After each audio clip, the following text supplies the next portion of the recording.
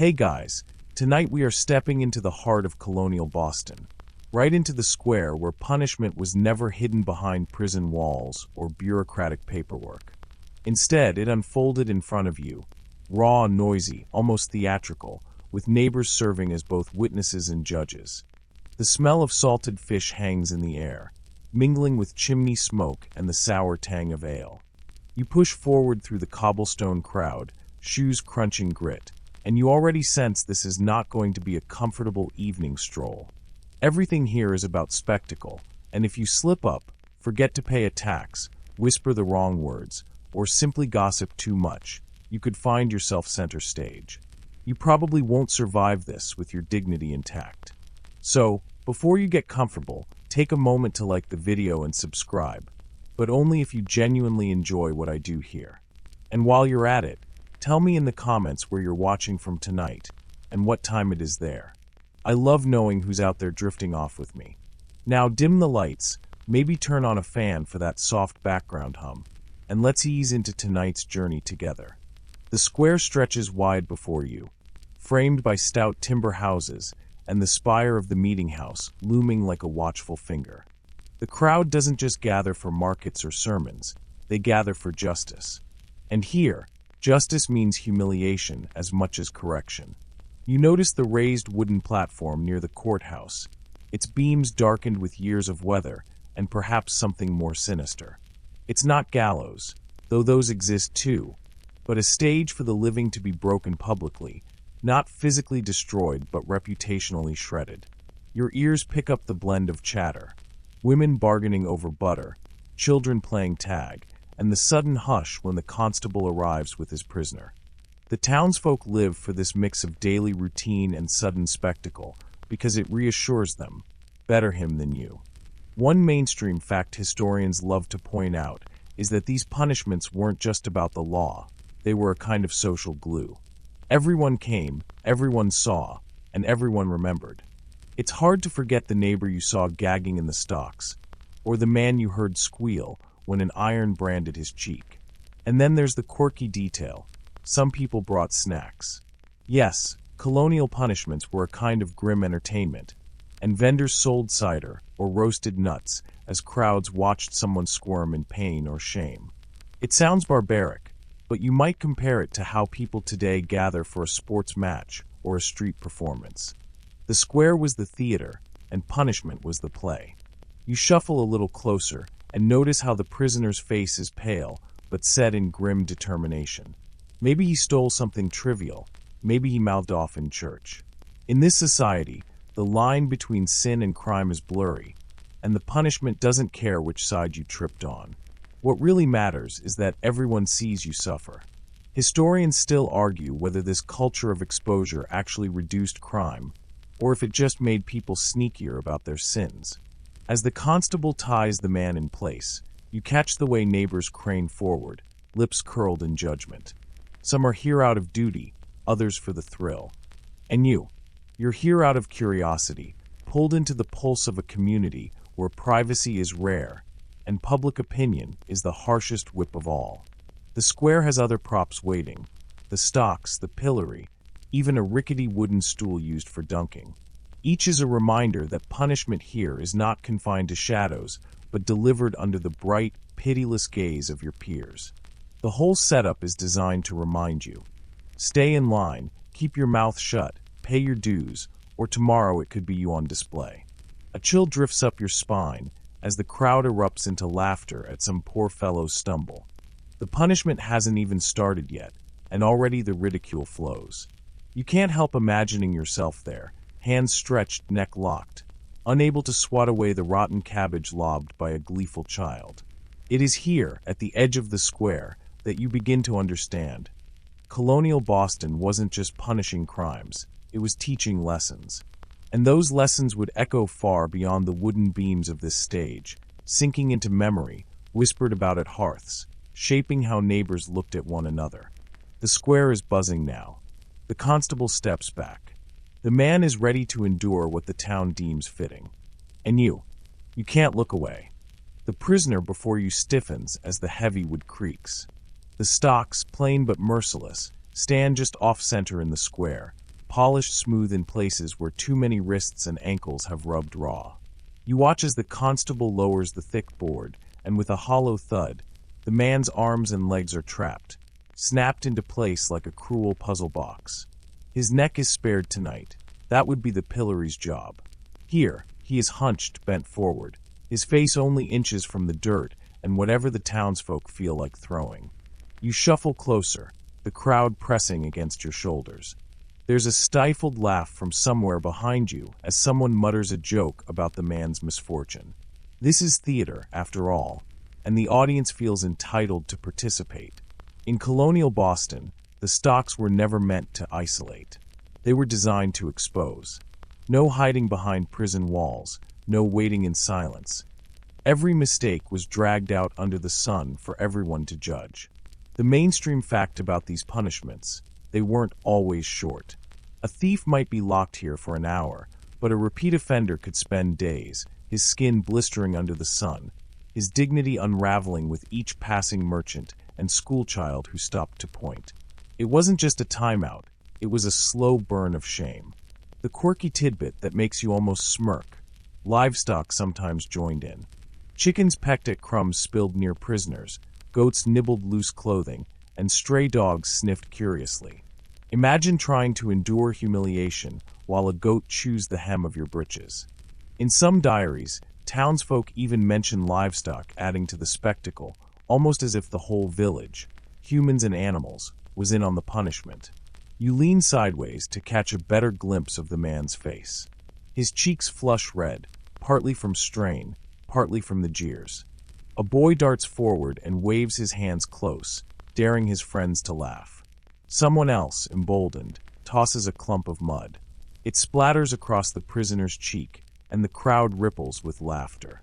This is less about justice now, more about entertainment. You feel a twinge of unease in your chest, because it's impossible to miss the glee in their eyes. Historians still argue whether the stocks were meant more as deterrent or as ritual cleansing. Was this punishment a warning to others? Don't end up here like him. Or was it more about purging the community, letting everyone release their judgment so life could move on? After all, in small towns where you couldn't disappear into a faceless city, grudges festered. Maybe the public ridicule let neighbors vent their anger without escalating into violence. You notice how some townsfolk don't laugh. They stand quietly, arms crossed, lips tight. Maybe they pity him. Maybe they fear his fate will one day be theirs. Or maybe they've been in those stocks themselves and know how heavy the board feels when your shoulders begin to ache, your muscles tremble, and you can't scratch your own nose.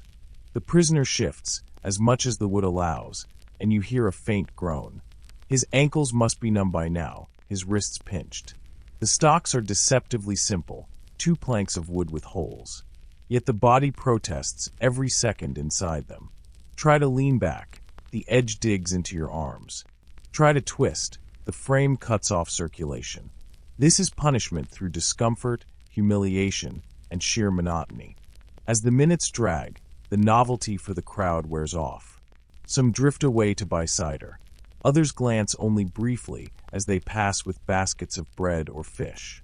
Yet even when the crowd thins, the punishment doesn't lose its sting. In fact, the lonelier the square becomes, the sharper the silence feels, broken only by the prisoner's shallow breaths and the creak of wood under strain. And here's the kicker. You think about modern times, about how social media can feel like a digital pillory. One embarrassing moment, one slip of the tongue, and suddenly thousands are pointing, laughing, piling on. You realize maybe we haven't outgrown this instinct at all. We've just swapped cobblestones for comment sections. Still, the square holds you, as if daring you to remember. This was how communities enforced order. No jails stuffed with invisible bodies, no distant courts, just you, your neighbors, and the sharp edge of ridicule. And with the stocks groaning under their latest victim, you sense the stage is far from finished. The pillory waits nearby, promising an even harsher spectacle. The square seems to tilt toward the whipping post, as if the timber beam itself has a gravity that pulls your attention. It stands tall and ugly, splintered at the edges, with a ring of trampled earth around it, clear evidence of how many people have danced unwillingly at its base.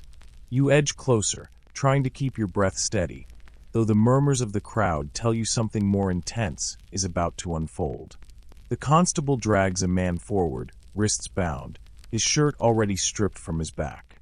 You see the pale skin of his shoulders tense as he's tied to the post, rope biting into his arms. The crowd leans forward.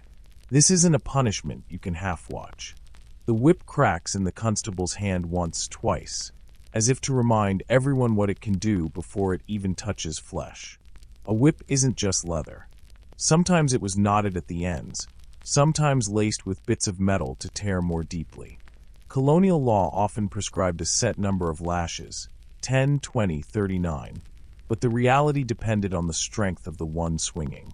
The mainstream fact here: whipping was one of the most common punishments for theft and disorderly conduct.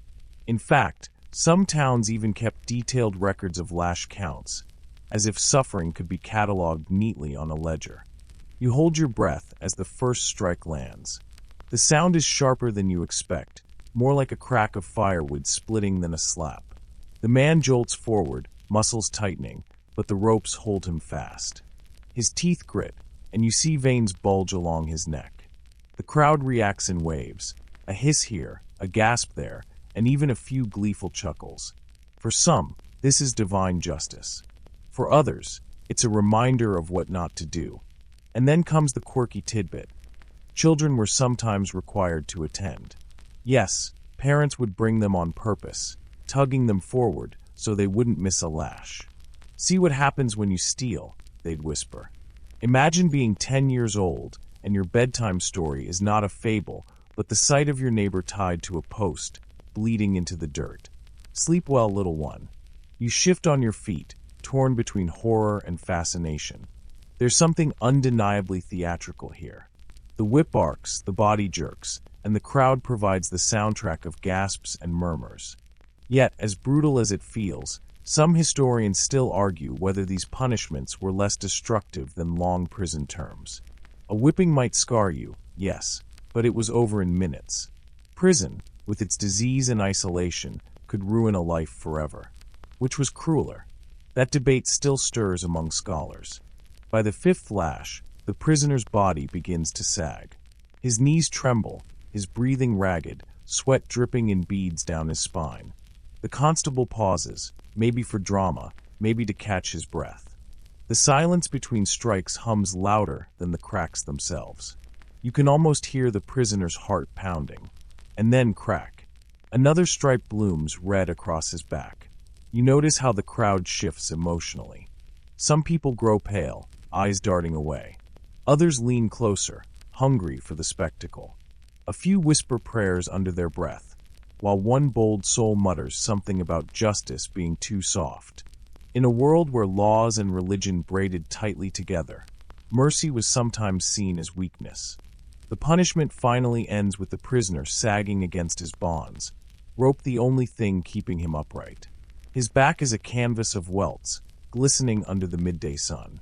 The constable unties him roughly, and he stumbles, clutching his sides, eyes glazed in humiliation as much as pain. The square slowly exhales. Some people clap, others shake their heads, and a few drift off, bored now that the action is over. You remain rooted, your mind racing. What lingers most isn't the whip itself, but the performance of it, the way the crowd participated emotionally, the way the punishment stitched itself into the collective memory. Everyone would talk about this whipping for days, weeks, even years. It would travel down as gossip, woven into warnings for children, and whispered as proof that Boston was a town that knew how to keep order. The post stands silent now, its duty done. But you know it won't rest long. Tomorrow, next week, next month, another body will take that place, another back will carry the scars. And you, still standing in the square, can't help imagining how quickly one bad choice could put you there too. The whipping post fades into the background as another odd structure catches your attention. An ungainly wooden contraption, half chair, half lever, set near the edge of the square where a narrow stream winds sluggishly past. This is the ducking stool, and the crowd suddenly seems brighter, more mischievous. as if they've come not for blood this time, but for laughter. The constable leads out a woman, her face flushed crimson, lips pressed tight in anger or embarrassment. The town crier has already announced her crime, being a scold. That's the polite way of saying she argued too loudly, gossiped too freely, or nagged her husband one time too many. You feel the discomfort wash over you, because in a society where men ruled public life, a woman's sharp tongue was treated like a civic offense. The ducking stool is simple in design, but cruel in effect. A sturdy chair attached to a long beam, pivoted over the water. The woman is strapped in, skirts bunched awkwardly, hair tumbling loose as she struggles against the ropes. Children squeal in delight as they sense what's about to happen. You can hear a few muttered jokes from the men nearby, their eyes gleaming. Here comes the mainstream fact. Ducking stools were officially used in England as far back as the 14th century, and New England colonies brought the idea with them. They were reserved mostly for women, especially those labeled as scolds or common brawlers. Sometimes they were even used for suspected witches, though Boston Square leaned more toward shaming the loudmouth than the supernatural. The beam lowers slowly at first, the chair creaking as it tips. With a splash, she plunges into the murky water. The crowd roars with laughter. You wince as the icy chill must seize her chest, her hair spreading like seaweed on the surface as she gasps for breath. She's hauled up again, dripping, sputtering, skirts clinging in a way that adds another layer of humiliation. And just when she catches her breath, splash. Down she goes again. The quirky tidbit? Sometimes the operator dunked the accused not for a set number of dips, but until the crowd was satisfied. That could mean 3 plunges or 30. Imagine being at the mercy not of law, but of your neighbor's appetite for entertainment. You notice the faces around you. Some laugh genuinely, shoulders shaking with mirth. Others watch more solemnly, maybe uneasy about the gendered cruelty of it all, though they wouldn't dare say so aloud. After all, in a tight-knit town, silence was safer than dissent. Historians still argue whether these punishments were ever truly about crime or simply about enforcing conformity, especially enforcing silence among women who didn't know their place. The woman resurfaces again, coughing violently, her voice hoarse, but she manages to glare at the crowd. That glare, more than the spluttering gasps, is what lingers with you. She's humiliated, yes, but not broken. You sense she'll return home with even sharper words, though perhaps whispered behind a closed door. The square thrives on these contradictions. Punishment as lesson, punishment as entertainment, punishment as reminder that everyone has their place. You shuffle back a little as the ducking stool creaks again, the lever groaning with its own weary history. The crowd disperses slowly, still chuckling, still gossiping, still satisfied. For them, justice has been served with a splash and a laugh. For you, though, the image of her drenched figure lingers. The chill of that water seems to seep into your own bones, and you can't shake the uneasy sense that the square is less about fairness and more about control. You don't notice the scarlet at first. It's the way people step aside that gives it away, the hush that falls over a cluster of market-goers as a woman passes, or the way the children are tugged closer to their mother's skirts. Then you see the letter, bold and bright on coarse cloth, stitched or pinned to her bodice. An A for adultery, an S for slander, a simple mark that turns flesh into a billboard. The square seems to collect its breath and read the message aloud, without words. You watch her pace forward, hands folded, and already the market has rearranged itself around that little patch of cloth. The hang of that letter is heavy. People remember gestures as much as they remember crimes. A cloth letter pinned to a lapel tells every neighbor, every visiting relative, everything the court or the town decided you are. The mainstream fact at play here, branded or sewn letters as public shaming, are well documented in colonial New England. And while the most famous literary riff on this, Nathaniel Hawthorne's The Scarlet Letter, is fiction, it rings because it draws on real practices of humiliating signage. Towns used badges, sewn patches, collars, or pinned letters to mark those whom they wanted everyone to notice. You think about how this works on a practical level.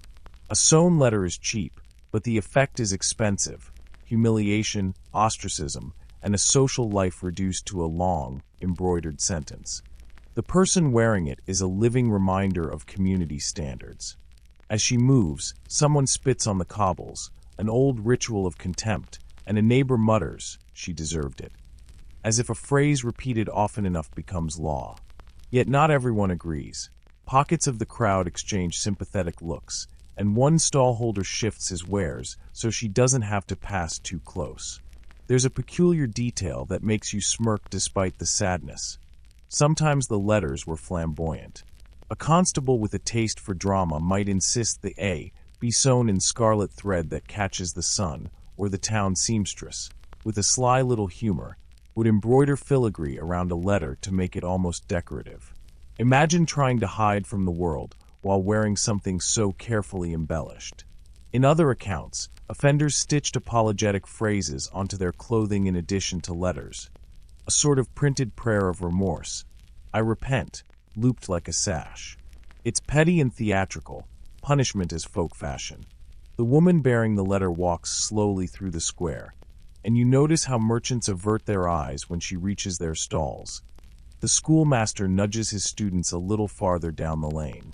Children whisper, repeating the letter as though it were new slang. A young man once convicted of petty theft later told a visitor that after he wore the badge for a season, he could not find work. Employers seemed to imagine his crime tattooed not on cloth, but on character. Punishment, then, is not only momentary spectacle, it is a long economic sentence. You begin to think about the layers here. Marking someone publicly turns a legal sentence into a social sentence. It's essential to be clear. The physical discomfort is usually minimal compared to the social isolation that follows. In a small town where marriages, jobs, and trade depend on mutual trust and reputation, to be labeled publicly is to be cut off from the web that sustains you. A sewn letter might not draw blood, but it can starve a family by making neighborly assistance evaporate. The cost is measured in shuttered doors and silent markets. You smell molasses and sawdust as the woman passes, and for an odd moment you're transported forward. Imagine a modern influencer publicly tagged in scandal, avatar circled, comments open. The pattern's the same. The curious modern aside slips in. Social media's public callouts and digital badges are the scarlet's 21st century cousin. Visible markers that follow you, complicate your livelihood, and refuse to let you quietly move on. Only now the patch is pixelated and permanent across platforms. As she moves by, an elderly neighbor mutters that the letter can only be removed when the town says so. It's as if forgiveness requires public acknowledgement, not private remorse. You wonder about power. Who gets to decide when the stitch comes out? Sometimes repairs to reputation take years. Births, deaths, and marriages can rearrange social calendars, but the scarlet remains stubborn. In several meeting minutes you find references to petitions for removal, an act of mercy that is itself a public performance. You watch the woman's hands. They are steady. The letter flaps slightly as a breeze lifts it, catching the sun like a tiny flag. A child points, and a laugh rings out, light but cruel. But there are countercurrents. A few women move close with baskets of food, dropping bread at her feet in furtive gestures. Their hands tremble. They do not stay. Help a marked person, and you risk suspicion yourself. Ostracism is contagious. There's another oddity in the record that makes you pause.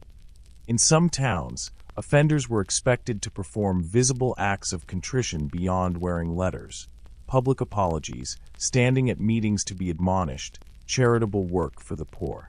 The theater of repentance mattered as much as the theater of disgrace. That performative penance raises the question of sincerity. The town wanted to see the shame enacted publicly before it'd allow restoration. You think too about children who grow up around such punishments. If your mother is marked, your classmates will know before you speak a sentence of your own. The stain of shame spills across families and generations. Some attempted to escape the stigma through migration, crossing rivers, taking another name, starting again, and colonial records include people who tried to vanish. Punishments attached to cloth can be peeled off by crossing a town line, but reputational stains sometimes travel faster than feet. You find the scene impossible to leave without considering mercy. One man in the crowd, a fisherman with knotted hands and salt in his beard, approaches and drops a copper into her lap, eyes meeting hers for a beat. The crowd recoils, as if mercy itself were contagious. For a heartbeat you feel gratitude. Within spectacle, quiet acts of human sympathy persist. Those acts don't erase the letter, but they complicate the story. You linger on the administrative rhythm of it. Town minutes recorded the imposition and sometimes the removal of letters, making forgiveness procedural and public. In some places, an offender could petition for removal only after paying fines or performing service. The unstitching was another civic ritual. Historians still argue whether such formal removals restored reputations or simply rearranged social hierarchies by allowing influential petitioners to buy back respect. Consider how gender shaped this. Women disproportionately wore moral letters. Adultery or scolding often translated into visible marks more readily for them than for men. The scarlet was gendered, and so were its consequences. Family strategies bent under the weight of visible shame. And yet the archives carry small, almost ridiculous details. In a few accounts, households kept spare patches tucked away for emergency use, a blunt admission that neighbors planned for human fallibility. You step back as the woman turns down a narrow lane and disappears. The scarlet flutters and then lays flat. The square resumes its rhythms, the creak of the stocks, the distant bell, the murmur of trade. But the bright thread stays with you. It sits beside the splintered whipping post and the ducking stool in the town's grammar of correction. Vivid, intentional, and designed to be remembered. You flinch at the smell, a bright, chemical tang that rides the hearth smoke into the square. It isn't only the usual market odors now. Someone is testing an iron in the flame, and a small, angry globe of red-orange light throws a strange heat onto nearby faces. Children fall silent, and even vendors lower their voices as if the flame has swallowed their appetite for gossip. This is a hush that understands what heat will do. Branding feels designed to be remembered. Where the stocks bend posture and the ducking stool drenches dignity, the brand writes the offense onto you. The mainstream fact here is straightforward. Colonial magistrates did use branding as legal punishment in parts of New England and the Atlantic world, often scorching a letter on the hand or forehead to mark repeat theft or other crimes. You watch a man, accused of stealing bolts of cloth from a merchant 3 times, the constable announces, led to a low slab. The assistant holds the iron steady over the flame until it sings like an animal. Then the constable's hand moves with that brief, inevitable finality. There's a strange, almost absurd pride that attaches to the making of irons. Blacksmiths sometimes designed letters carefully. A neat serif on an S for stolen or a tidy T for thief is considered better craft than a lumpy, uneven brand. The quirky detail. Some smiths keep a private ledger of irons they have made, boasting later about the clean edges that lead to less scarring. It makes you picture a smith polishing a brand, like a silversmith polishing a spoon, artisanal cruelty that wants its signature to be legible for years. The man grits his teeth as the constable forces the iron down. The sound is short and horrible, a sizzling hiss more than a shout. The smell of burnt skin is immediate and particular, and you feel it collect in your sinuses as if the square itself is taking a breath.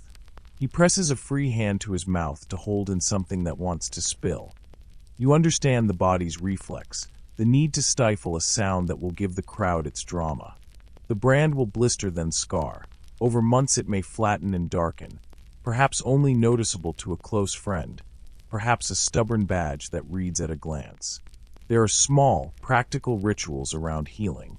Women who tend wounds, household healers and midwives, step forward with linen and poultices. They bind burned skin and apply plant-based salves, mashed comfrey, crushed plantain, bread steeped in vinegar. Their hands are quick and steady, practiced by years of mending work-worn bodies. The town wants the punishment to be legible, not lethal. This medicine is part of the contract. You watch hands move with economy and no flourish, the kind of kindness that hides in plain sight. Branding imposes a social calculus. A brand is portable history.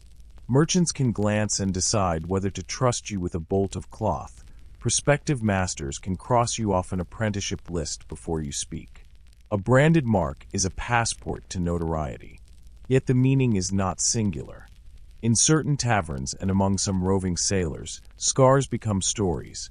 Marks of hard living turned into conversation pieces that earn passage or praise in rough circles. Whether the mark condemns or confers depends on who reads it. Historians still argue whether branding served primarily as pragmatic identification or as ritualized social exclusion meant to fix identity permanently. You feel both impulses in the square. For officials, the brand is record-keeping without paper. For the crowd, it is theater, a visible verdict that simplifies messy gossip into a single symbol. That debate matters because it asks whether the brand disciplined behavior or simply rerouted people into other margins. Folk remedies and tall tales circulate like loose coins. Somebody whispers that rubbing gunpowder into the brand will darken it permanently. An old woman recommends a paste of egg white and soot to keep swelling down. A lad jokes that if you swap the iron for a hot potato, the punishment will be tastier. These are partly superstition, partly practical knowledge, and partly mischief. They produce small moments of intimacy. A neighbor pressing a salve to a wound, a mother shushing her child when the man staggers. There are bungled stories that make you grimace. A miscast iron once left a backward letter in a nearby village. The poor man spent years explaining he wasn't an R but a botched P. In another town, the constable branded the wrong wrist and faced angry petitions. The council made him apologize publicly, a rare moment when the arbiter of shame became the shamed. Instruments are fallible, and those mistakes reveal how much of this punishment relies on human hands and shaky judgment. You notice how the penalty is braided into daily economies. The branded man returns to the market and finds doors closed that had swung open before. Apprenticeships are harder to secure. Wives' relatives look askance over weddings. Yet mercy arranges itself in whispers. A fishmonger slips a coin into his palm. A woman diverts a child's question away from the mark. Private compassion persists precisely because it must be quiet in a town addicted to spectacle. There is a darker thread, too. Branding is not reserved solely for petty thieves. Across the Atlantic and in some colonial holdings, authorities branded runaway servants and enslaved people to make them easier to identify. In Boston's imaginations, the emphasis may often fall on petty theft and repeat offenses, but the logic of fixing status through a visible mark could extend to far harsher contexts. That heavier history sits uncomfortably in the square's same light. The instrument is the same, the motive often different, and you feel the weight of that tension as you breathe. The square's administrative side is practical and stubborn. Magistrates sometimes record a brand in the town minutes, an inked note appended to ledger books, so officials can show the record elsewhere. Neighbors argue at taverns about whether petitions for removal are acts of mercy or mechanisms for the well-connected to buy back respect. Historians still argue whether formal unstitchings restored reputations or merely rearranged social hierarchies. A child tugs at his mother's sleeve and counts the brand like a new line on his fingers. To him, the mark is a fact in the town's story, as ordinary as a name on a bill. Those domestic retellings are the way punishment becomes memory. You see the brand passing from body to gossip to family lore, and you realize it will outlive the moment of heat. Think of modern parallels and the scene sharpens. Public shaming now is often faster and more permanent. A screenshot travels farther than a town crier's bell. The difference is sensory. A branded scar can be hidden under a sleeve. An archive cannot be unsaved. Both scars limit how people read you, but each medium, metal or digital, carries its own cruelty. You step away from the slab as the sun tilts and lamps begin to glow.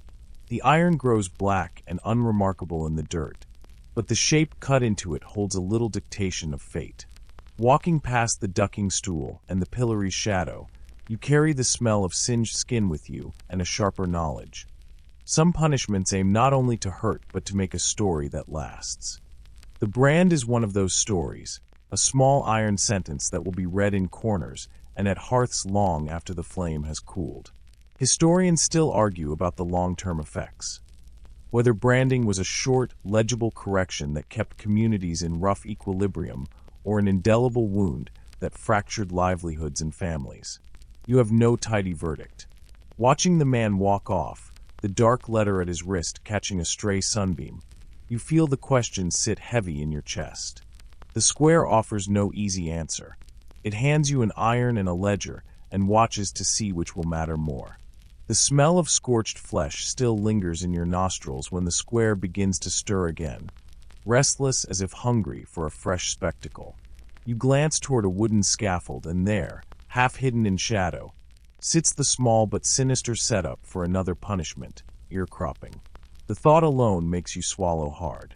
Unlike the stocks or the ducking stool, this one doesn't play at discomfort or embarrassment.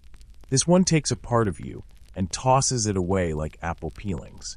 The constable emerges, leading a man in chains.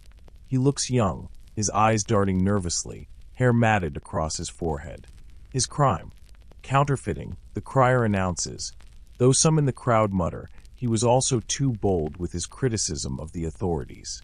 You realize at once how convenient it is. Punishments like this don't just correct, they silence. The mainstream fact is that in 17th century New England, ear cropping was an established legal penalty for repeated offenses, especially for thieves, counterfeiters, or those who refused to stop breaking lesser laws. Court records describe sentences where both ears were ordered removed for persistent lawbreakers, a brutal escalation from the single snip given the first time. The man is forced onto a stool, his head pulled back by two assistants. You notice how the barber surgeon steps forward with a blade, long and thin, glinting in the sunlight. The crowd quiets, almost reverent in its anticipation. There is no need for a heated iron here, just steel, steady hands, and the certainty of blood. The barber makes a quick slice, and you hear a sound that makes your stomach knot. The ear falls into a small wooden bowl, looking obscene in its ordinariness. The crowd reacts with a mixture of gasps and cheers. Some children squeal, others hide their faces in their mother's skirts. The man grits his teeth, his jaw trembling, but he does not scream. You can tell he refuses to give them that satisfaction. Blood trickles down his jawline, and a woman near you faints outright, caught by a neighbor before she hits the cobblestones. The quirky tidbit that startles you is this. Cropped ears were sometimes kept as proof of punishment, displayed briefly like grisly trophies before being buried or tossed aside. There are even accounts of ears nailed to posts or the courthouse door as warnings, fluttering grotesquely like fleshy parchment. Imagine walking past the courthouse and seeing a row of shriveled reminders nailed up like abandoned gloves. You notice how the man tilts his head, trying to adjust to the sudden imbalance. A missing ear isn't only about appearance. It affects hearing, balance, even the way wind brushes your face. This punishment is permanent in more ways than one. He cannot cover it up easily. Shaved hair or tied-back locks will reveal the absence every time. Historians still argue whether punishments like this were carried out as often as the records suggest, or whether they served more as terrifying threats, rarely enforced but always looming. Some believe the frequency has been exaggerated, turned into legend by moralists eager to show how strict the colonies were. Others argue the silence in later records proves communities grew queasy and abandoned the practice faster than officials admitted. The man stands now, blood matting his collar, his gaze fixed somewhere beyond the crowd. His humiliation isn't noisy, it's chilling in its quiet. He is changed, not only scarred but reclassified. From this day forward, everyone who sees him will know what he once did, or at least what the town said he did. That absence on the side of his head becomes an eternal whisper. Guilty, guilty, guilty. You shift uncomfortably, aware of how the punishment seeps into family and livelihood. How does a cropped man trade fairly, find a wife, hold his head high in the meeting house? The answer is, He doesn't, not easily. The punishment may not kill him, but it kills countless chances for ordinary dignity. And then, inevitably, your mind leaps forward to the present. We no longer crop ears, you think, but permanent digital scars exist, photos, court records, rumors that never quite fade. What was once a missing ear is now a Google result. Both serve the same cruel function, turning one mistake into a permanent identity.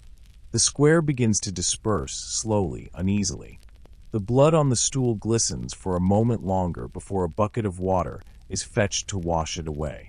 But the image doesn't vanish with the stain. You can already hear children daring each other to tug at their ears, mimicking the slice in hushed play. You understand now how these punishments echo, passed into imagination, carved into memory, exaggerated in retelling. As you turn away, you feel your own ears more keenly than ever before, the cool evening air brushing them, alive and intact. You promise yourself you won't forget the sight, though you desperately want to. The murmur of the square has not yet settled when the crowd begins to shift again, pressing inward, curious about the next entertainment. You catch sight of a heavy wooden frame being dragged forward, its beams darkened by weather and use. At first, you mistake it for a larger set of stocks, but then you notice the iron collar, fixed at neck height, a single loop ready to snap shut. This, you realize, is the pillory, the crueler cousin of the stocks, elevated for maximum spectacle. You feel your throat tighten. Unlike the stocks, where you sit awkwardly and squirm, the pillory forces you to stand, your head and hands locked in place, body bent slightly forward, helpless before the laughter, jeers, and missiles of the town. A young woman is brought forth, her bonnet pulled off, her hair tumbling in a tangled mess. Her crime: speaking too sharply at her neighbor. The crier announces, though you suspect there is more to it. In the colonies, women could be placed in the pillory not only for theft or fraud, but also for gossip, slander, or even being too loud. The mainstream historical fact here is straightforward. The pillory was imported directly from English law and widely used in colonial Boston, often for crimes involving dishonesty, perjury, forgery, counterfeiting.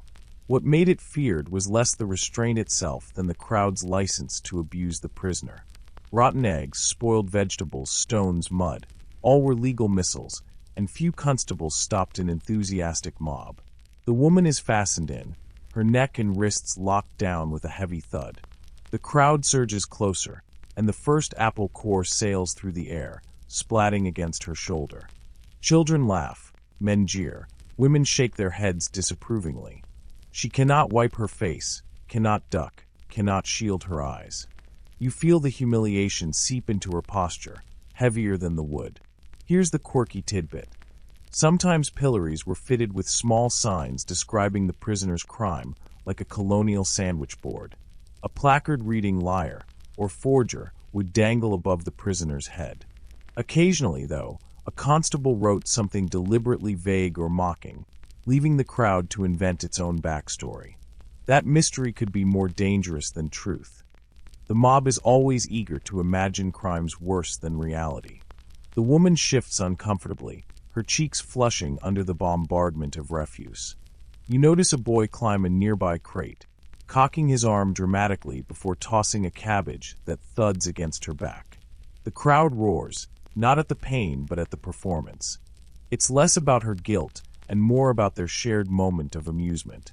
Historians still argue whether pillory punishments were more about justice or crowd control.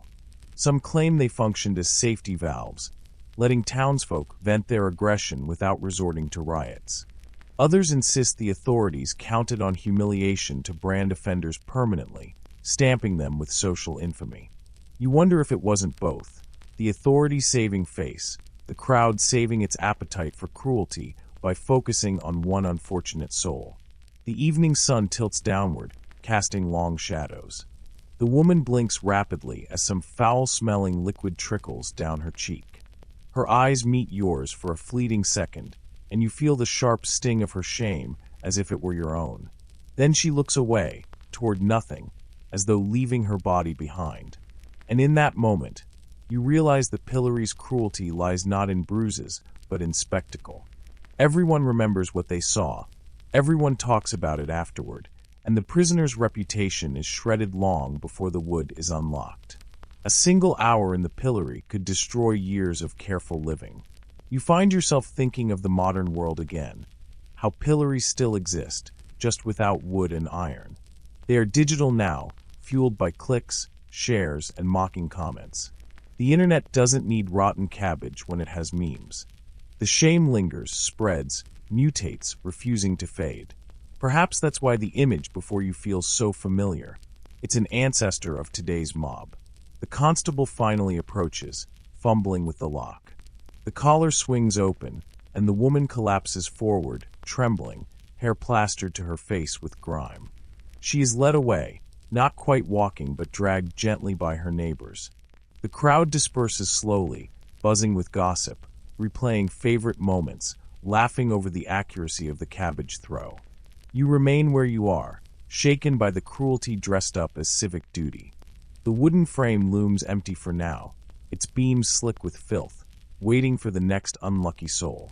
You can almost hear the square itself whisper, "Stand too tall, speak too loud, and this could be you." The scent of stale beer lingers, even before you see the next offender being shoved into view. This time it isn't a thief or a gossip, but a man staggering so badly that two constables can barely keep him upright. His cheeks are red, his breath sharp with the unmistakable tang of ale, and his boots scuff against the cobblestones like he's forgotten how to walk. The crowd chuckles knowingly. Everyone recognizes the crime before the town crier bothers to announce it. Drunkenness. Public drunkenness was one of colonial Boston's constant headaches.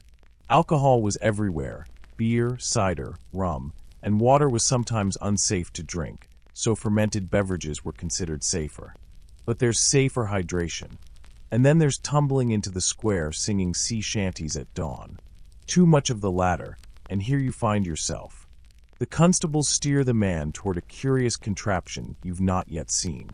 It's a tall wooden post with a metal collar that locks around the neck, much like the pillory, but the body hangs free, dangling helplessly. This is the drunkard's collar, and once fastened, the prisoner stands, or rather sags, on display until his shame sobers him up. The mainstream historical fact is that Boston's leaders passed repeated ordinances against drunkenness throughout the 1600s and 1700s. The Puritans, who framed so much of the colony's moral backbone, believed excessive drinking wasn't just a personal failing, but a community threat, an invitation for God's wrath. And so punishments ranged from fines to confinement to humiliating displays like this one. The man groans as the iron collar is shut around his neck, his head lolling. A few children poke fun, mimicking his swaying. Someone in the crowd shouts, "Sing us another tune," and laughter ripples. You notice, however, that not all amusement is light-hearted. There's also a current of disdain. To be drunk in public was not only a personal embarrassment, but a sign of weakness in a society that prized self-control. Here's a quirky tidbit. Sometimes these collars were weighted with an iron ball, so the drunk couldn't even stand comfortably. In other cases, offenders were forced to carry a wooden sign shaped like a bottle, announcing their guilt as they walked through town. One record even mentions a man made to wear a barrel with holes cut for his arms and legs, literally barreled as living satire. The man shifts, grimacing as the metal presses against his neck. He mutters something incomprehensible, his words tangled in ale. A group of apprentices, delighted by his misery, begin to chant a mocking rhyme, clapping their hands in rhythm. The poor soul tries to sing along but can't remember the words, and the crowd erupts into laughter again. Historians still argue whether these punishments truly reduced drunkenness or simply offered a brief performance for the community. Some scholars point out that alcohol consumption per capita in colonial New England remained extraordinarily high, by modern standards almost alarming, suggesting the punishments had little practical deterrent effect. Others argue the spectacle worked less on the drinker himself and more on the onlookers, teaching them not to end up the same way. You can't help but notice the irony. Many in the crowd probably drank just as heavily the night before, but because they didn't stumble into the square singing, They get to laugh from the safe side of the collar. The sun beats down, and sweat mingles with the man's ale-soaked shirt. Every now and then, he shakes his head, blinking as if trying to clear fog from his eyes. His lips crack into a strange smile, as though he finds the whole thing ridiculous. And in a way, it is a man punished for what half the town does in private, now used as a living reminder of moderation. Your thoughts drift to modern times again. Public shaming of drunkenness hasn't disappeared, it's just changed format. Mugshots posted online, viral videos of inebriated antics. Humiliation is still a tool, still a warning. We haven't locked away the drunkard's collar. We've simply upgraded it to Wi-Fi. As the hours drag on, the man begins to sober, his laughter replaced by discomfort, his eyes dull with shame. Finally, a constable releases the latch, and the collar swings open. He stumbles forward, rubbing his neck, head hanging. The crowd disperses, some still chuckling, others shaking their heads in judgment. The wooden post remains standing, a silent threat for the next unfortunate drinker. And as you step back into the flow of the square, you can't help but wonder whether the true punishment was the iron itself, or the knowledge that every neighbor, every rival, every gossiping tongue has now seen you at your weakest, and they will never let you forget it. The square is never quiet for long. Just as the memory of the staggering drunk fades, another set of constables pushes forward, this time escorting a wiry man with wild eyes and a mouth that never seems to close. He's shouting protests even before he's announced, his voice rasping over the din of the crowd. Unlike the drunkard who mumbled through his punishment, this fellow has too many words, and that's exactly his crime. Boston's leaders were obsessed with order, and order required people to hold their tongues. Gossip, slander, idle chatter, these weren't minor annoyances. They could destroy reputations, fracture families, and spread like fire in the cramped wooden houses of the town. So when someone earned the label of common scold or railer, the town made sure the punishment matched the offense. The constables dragged the man toward a curious device you've only heard whispers about, the cucking stool. It looks almost comical at first, a sturdy wooden chair fixed at the end of a long beam, balanced like a seesaw over a trough of water. But the laughter dies quickly once you realize what's about to happen. The town crier shouts the man's name, declaring him guilty of disturbing the peace with malicious words. The crowd buzzes. Some recall the sharp insults he hurled at a neighbor over a fence. Others whisper about his tavern rants. Whatever the details, today his tongue will be silenced in spectacular fashion. Here's the mainstream historical fact. Though the cucking stool is most often associated with women, especially those accused of gossip or scolding, it was occasionally used on men, too, in places like Colonial Boston. The punishment was deliberately humiliating, designed not to injure, but to make the offender ridiculous. By dunking them again and again, the community hoped to wash out the foul words. The man kicks and twists as they strap him into the chair. His arms are lashed to the rests, his legs tied to the frame, but still his mouth keeps running. "You cowards! You'll hear me tomorrow," he yells, spittle flying. The crowd hisses and chuckles in equal measure. Children climb onto barrels for a better view. The beam creaks as the chair is swung outward over the trough.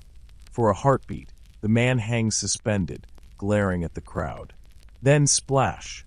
He's plunged into the water, the sound echoing against the wooden facades. A few bubbles rise, and then the beam tips back, hauling him up, dripping and sputtering. A quirky tidbit. Sometimes the water wasn't just plain rainwater collected in barrels or a shallow pond.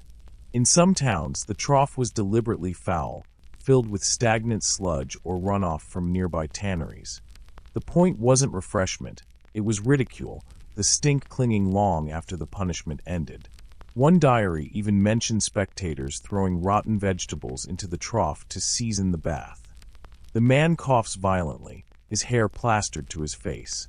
"I'll," he tries to shout, but the beam tips again, cutting him off mid-sentence.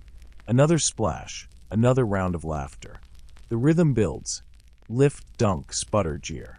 His voice, so loud at first, grows weaker with every plunge. By the fifth dunking, he's barely able to croak.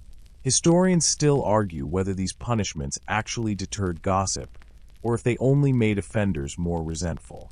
Some argue the humiliation worked temporarily, but fueled long-term bitterness that could flare into deeper feuds. Others suggest that the communal laughter bonded the crowd together, reinforcing shared rules at the expense of one unlucky scapegoat. You watch the faces in the crowd, neighbors nudging each other, rivals smirking, even close kin trying not to look embarrassed. The punishment doesn't just quiet the offender. It publicly declares who has lost standing in the delicate hierarchy of the town. Tomorrow, even after the water has dried, the memory of this spectacle will hang heavier than any iron collar. Finally, the constables haul the man out for the last time. His eyes are bloodshot, his body shivering, his once fiery voice reduced to a hoarse whisper. They untie him, and he slumps forward, too exhausted to speak. The cucking stool creaks back into place, dripping water onto the cobbles like a metronome marking the silence he can no longer break. Your modern brain can't help but compare this to online comment bans or temporary suspensions on social media. Instead of a digital mute button, Boston had the cucking stool. The principle feels eerily familiar. Your words step out of line, and the community doesn't just silence you, it makes sure everyone sees you silenced. As the crowd disperses, you hear one boy snicker. Guess he's all washed up now. His father swats him lightly on the back of the head, but even the father can't hide a smirk. The lesson is clear. Talk too much, insult too freely, and the water waits for you. The man staggers away, leaving wet footprints on the stones, and you feel the faint chill of the trough in your own bones. This punishment wasn't about pain, it was about breaking pride. And as you watch him vanish down the alley, shivering and small, you realize the cucking stool has done exactly that. The square never pauses long enough for the echoes of laughter to fade. Before the wet footprints of the scolded man have even dried on the stones, another commotion rises at the far edge. This time, it isn't a loudmouth being silenced, nor a drunkard reeling. It's something altogether stranger. A woman clutching a small bundle, her face pale but defiant, walking between two stern-faced constables. The crowd hums with anticipation. They know what's coming. This is no ordinary reprimand, but the ritual humiliation of an accused witch. Now, you might expect a roaring bonfire, fiery torches, or menacing chants. But colonial Boston wasn't Salem, and executions for witchcraft here were rare. Instead, the town square excelled at creative shaming. The constables stop at the center and force the woman to raise her bundle high. It isn't her child, as you first imagine. It's a heavy broom, awkwardly bound with twine. The broom bristles jut out, twitching as if alive when she shifts it. Whispers ripple through the onlookers. She flew on it last full moon, cursed a neighbor's cow. Here's your mainstream historical fact. Colonial Boston saw fewer formal witch trials than Salem or parts of Europe, but fear of witchcraft still simmered. The mere suggestion that someone could control crops, animals, or even storms was enough to set a community buzzing. And though hangings happened, often the punishment was symbolic. Mocking processions meant to break reputations rather than bones. The constables now begin the ritual. They hoist a rope over a wooden frame near the stocks, tying it to the broom's handle. Then they tie the woman's wrists to the broom as well, so that she's awkwardly tethered to the symbol of her alleged crime. She's forced to shuffle in circles while children jeer, shouting, "Fly, witch, fly." A quirky tidbit. In some colonial towns, accused witches were made to wear cone-shaped paper hats painted with crude stars or moons, turning them into living caricatures. Boston records hint at similar practices, though with a Puritan twist. Mock sermons delivered by neighbors as the accused was paraded through the streets, turning her shame into a kind of twisted theater. The woman staggers, but she doesn't stumble. She mutters prayers under her breath, words you can't catch over the clamor. Some in the crowd throw handfuls of ashes, believing it will ground her. Others make the sign of the cross, or their Puritan equivalent, a stern glare heavenward. Historians still argue whether these shaming rituals were more about genuine fear of supernatural harm or about controlling social outliers?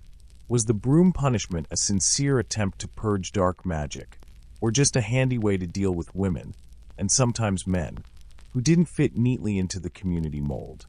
The constables prod her onward, forcing her to circle again and again. The broom scrapes against the stones, shedding bristles. To the crowd, each scrape sounds like proof.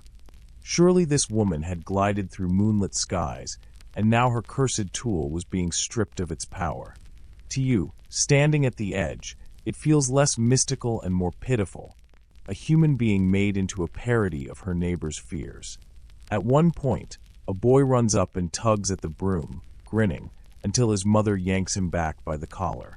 The woman catches your eye then, just for a second, and there's a sharp intelligence there, a spark of disbelief at the absurdity of it all.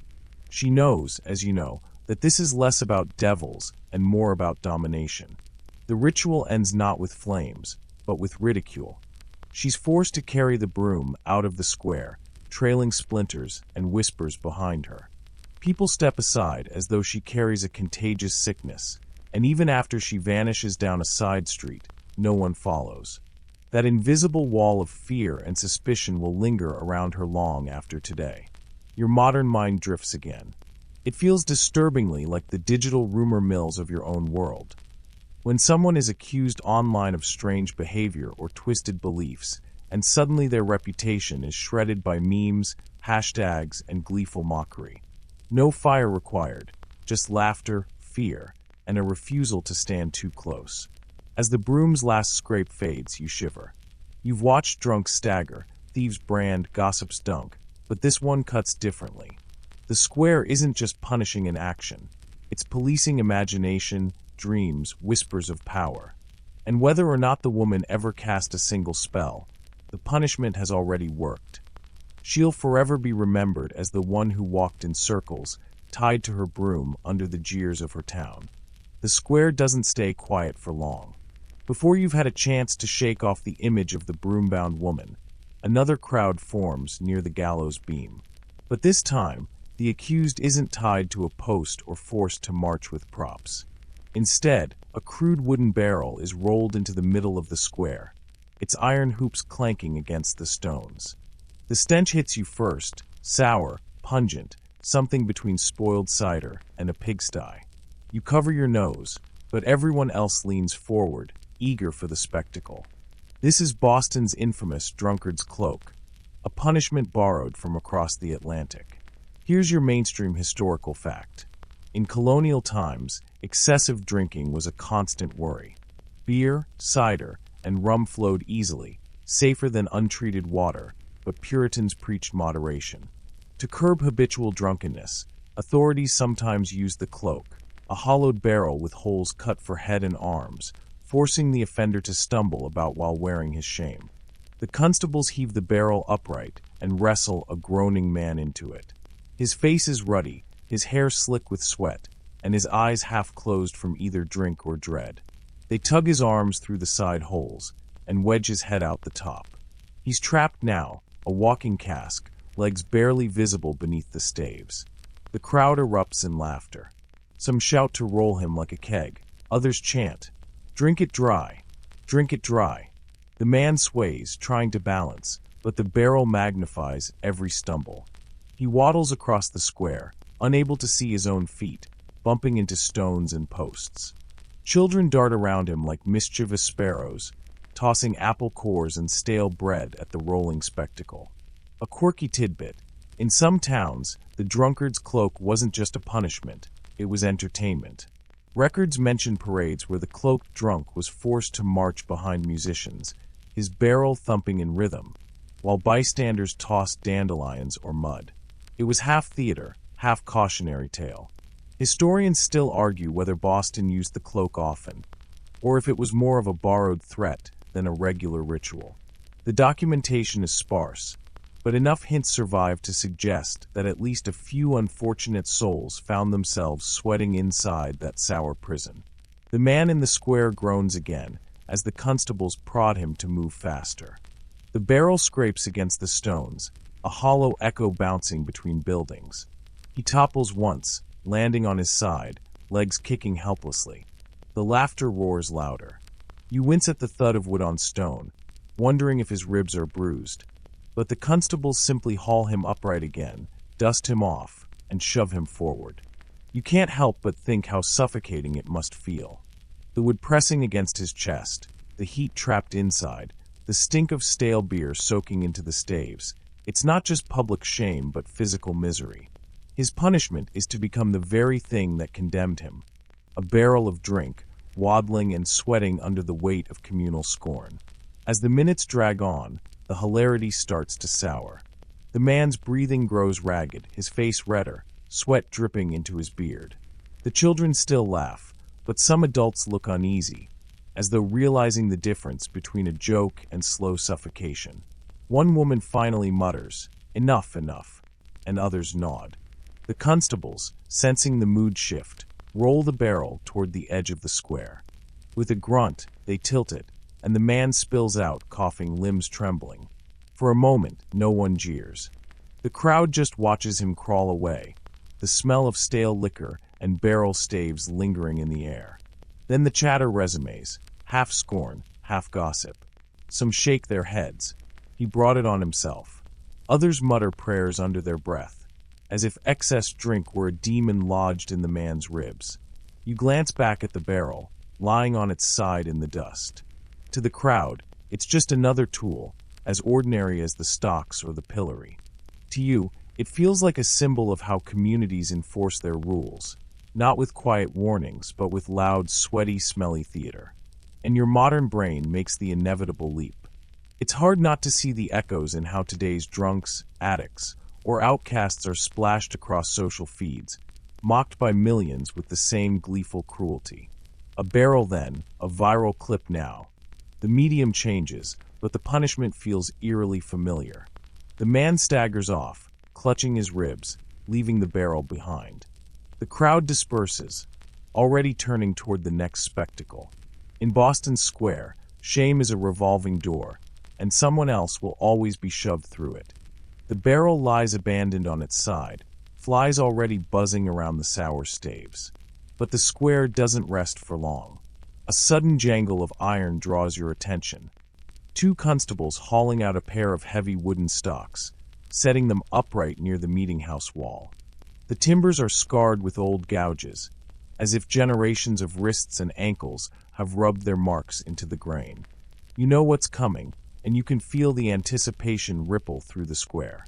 The prisoner today is a wiry man with darting eyes and a mouth that just won't stay shut. He spits words even as they march him forward, cursing the magistrates, cursing the town, cursing the man who accused him of theft. His defiance doesn't win him any sympathy.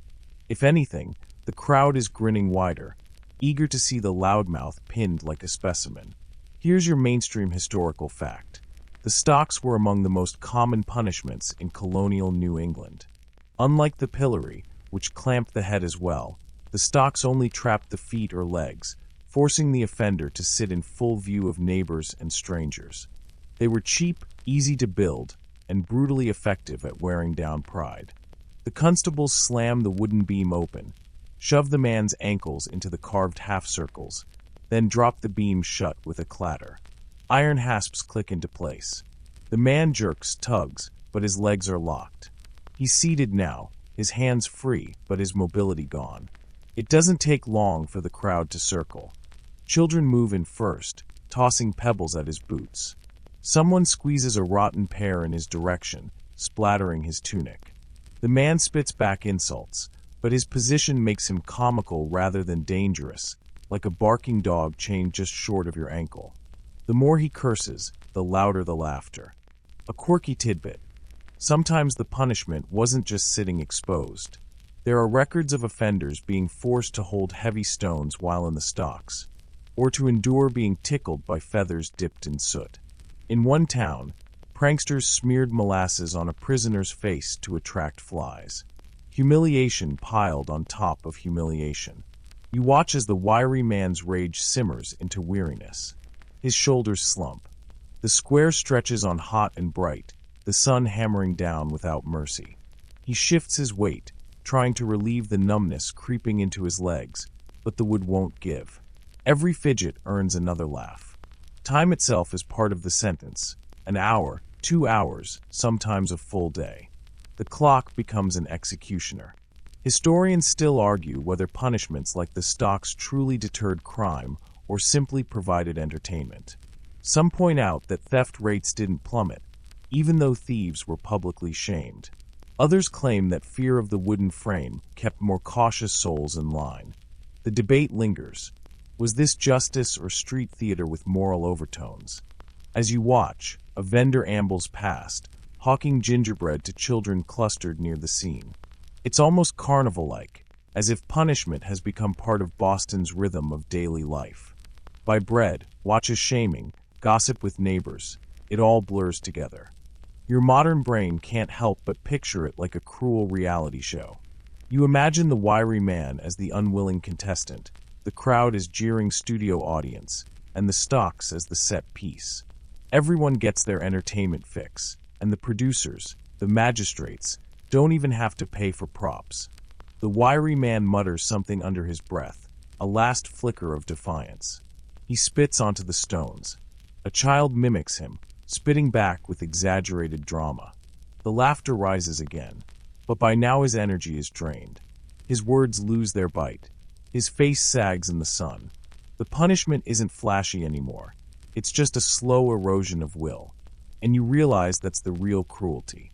Not the rotten fruit, not the laughter, not even the numb legs.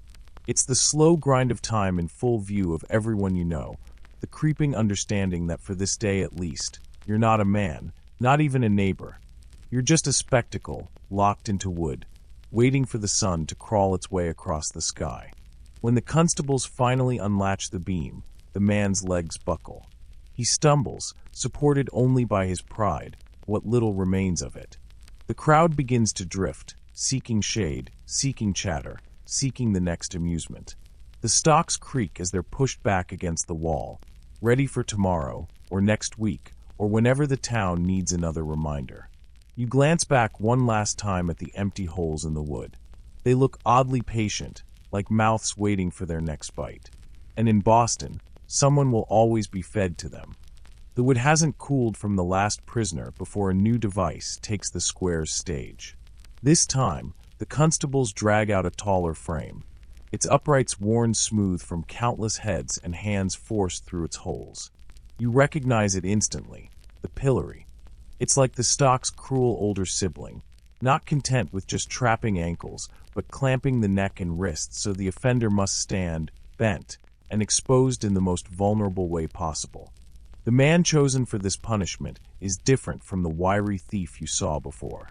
He's broad-shouldered, with a face mottled red from drink and a tongue that never seems to quit. Public drunkenness, loud blasphemy, and picking fights in taverns. His record is as long as his biceps. Today, he's marched forward with his shirt half torn and his eyes bloodshot, muttering curses that slur together. Here's your mainstream historical fact. The pillory was a staple in Boston through the 17th and 18th centuries, a punishment borrowed straight from English practice. Convicts were displayed for hours, sometimes longer, depending on the severity of their crimes. A man might serve in the pillory for theft, fraud, or scurrilous speech. Basically anything that made the magistrates decide his mouth was a menace. The constables force his head and hands into the carved semicircles. The wood slams down and locks, pinning him forward so he can only look sideways or down at the dirt. The effect is immediate. The broad-shouldered tavern brawler, once all swagger, now looks helpless, his big arms stretched useless in wooden stocks. His body is huge, but his freedom is gone. The crowd swells in closer. Rotten vegetables fly first, squash, turnips, apples long past their prime. The man curses back, but his voice is muffled by the awkward position of his jaw. A turnip smacks him square in the ear, making him yelp in surprise. That sets off another roar of laughter. And here comes the quirky tidbit. In Boston, the pillory wasn't just for rotten fruit. There are accounts of spectators hurling live cats at prisoners. Yes, cats. Imagine claws digging into already shamed skin, the shrieks of both man and beast blending in chaos. Some records even suggest that clever troublemakers would smear fish guts on a prisoner to make the cat stick around. It's punishment wrapped in slapstick, with a dose of cruelty only a crowd could invent. You feel your stomach twist a little at the thought, even as you notice how quickly mob energy shifts from amusement to malice. At first, the townsfolk are playful. A cabbage leaf, a mocking song.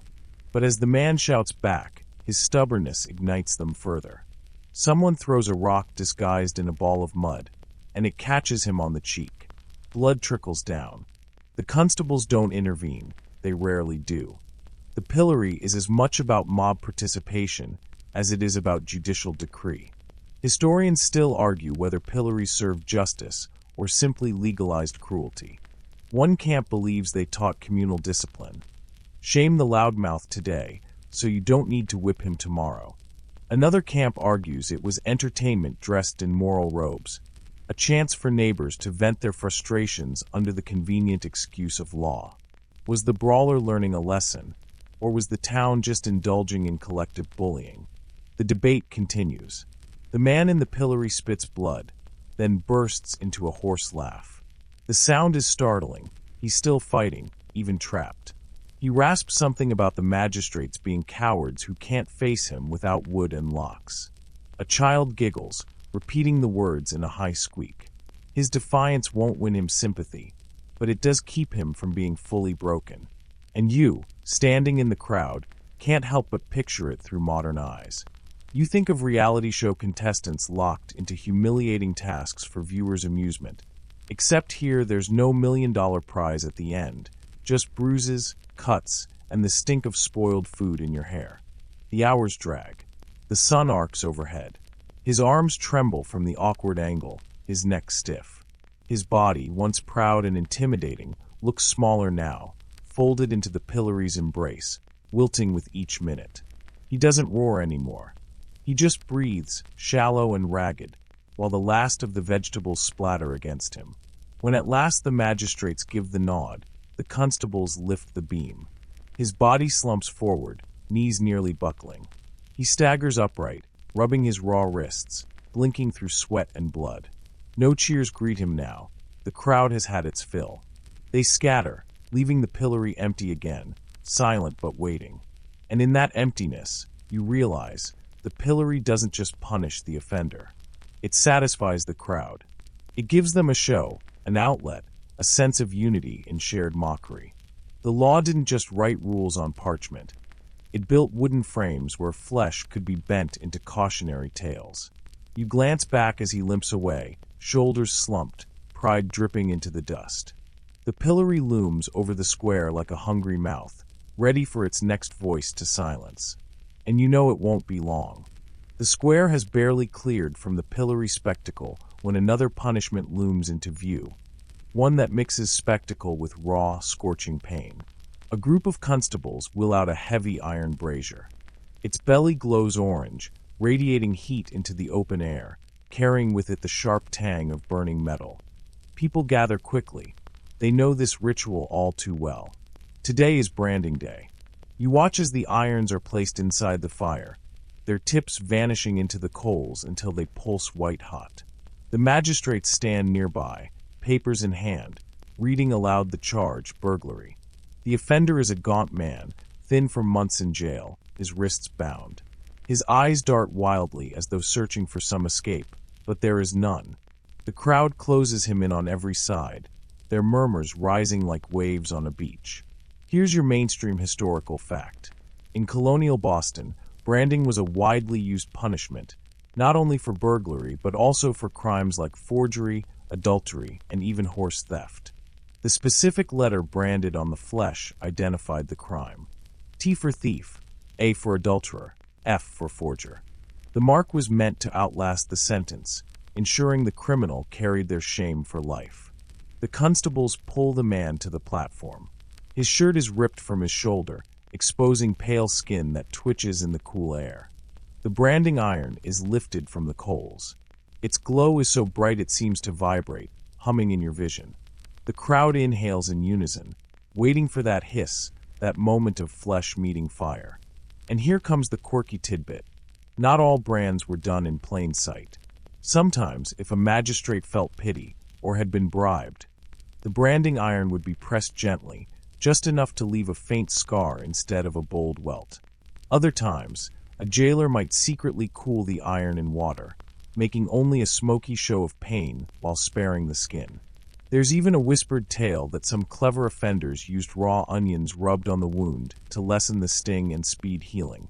Though whether it truly worked or was just desperate folk magic is anyone's guess.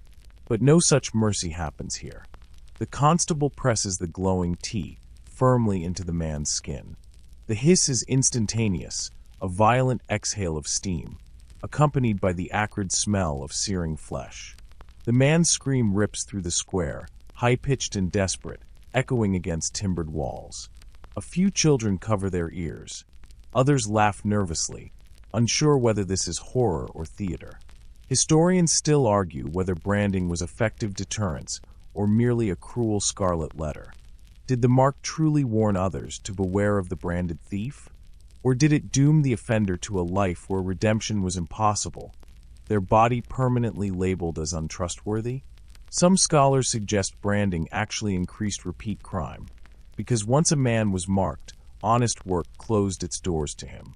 The branded man collapses to his knees, clutching his shoulder, sobbing into the dust. The smell lingers, bitter, metallic, nauseating, and you catch yourself swallowing hard, trying not to gag. Around you, townsfolk murmur their approval. For them, justice has been visibly, undeniably done. A thief has been marked, a warning etched into flesh that no words could erase. And yet, in your modern mind, you can't help but think of tattoos. Today, people choose permanent marks to tell stories, to wear identity proudly. Back then, a mark told only one story, that you had broken the law and you would never escape it. It wasn't art, it wasn't freedom, it was a prison carried on the skin itself. The constables drag the man to his feet. He staggers, his branded shoulder trembling with each step. Children point and whisper, some frightened, others excited. You imagine how tomorrow, he'll walk through Boston streets with that mark still smoking faintly, the wound raw. Neighbors will see, employers will shake their heads, and even distant strangers will know his shame before he speaks a word. The brazier continues to glow, iron still simmering in the fire, ready for the next soul the magistrates deem fit to brand. The square itself seems to pulse with heat, though the late afternoon air is cool. You sense the cruel practicality of it. Wooden nails can build prisons, but a letter burned into the body is a cheaper cell, carried everywhere a man goes. As the branded thief is led away, the crowd slowly disperses, but you notice a few linger near the brazier, staring at the glowing irons as though hypnotized. It's the same strange fascination that draws people to watch fire, terrifying, but impossible to look away from. The iron is plunged back into the coals. The hiss of cooling metal fades. The square grows quieter, shadows stretching long across the cobblestones. But in the air, the scent of scorched flesh clings stubbornly, refusing to vanish. It's a reminder that, here in Boston, justice doesn't always stop at humiliation. Sometimes it burns its lesson into the skin itself. Even as the smell of scorched flesh drifts away on the evening air, another ritual of punishment takes shape in the square, this one less fiery, but no less scarring.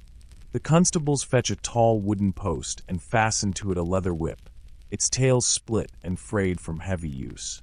You've seen stocks and pillories before, but whipping is different. It's both spectacle and torment, the kind of punishment that makes the whole body the message.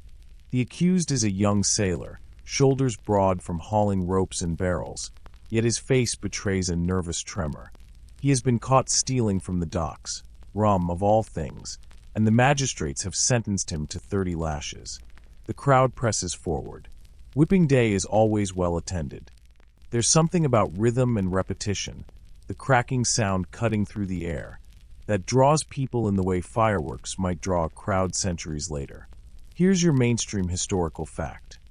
Whipping was among the most common punishments in colonial Boston, used not just for theft but for idleness, drunkenness, and even for failing to attend church regularly. The The number of lashes varied with the crime, but the whip itself was designed to tear skin, not just sting. Some men fainted before the sentence was half over, their backs cross-hatched with bloody lines. The sailor's shirt is stripped away, leaving his back bare in the fading light. You can see muscles tense, as though he's bracing himself. The constable, tall and grim, flexes the whip in his hands. The leather tails snap against the post once, just to remind the crowd of what's coming. The people hush. You can almost feel the air tighten. Quirky tidbit. In some towns, whipping wasn't confined to the square. Sometimes offenders were whipped from street to street, tied to the back of a cart, the constable walking alongside. Each lash would be delivered in front of different neighbors, so that no one missed the lesson.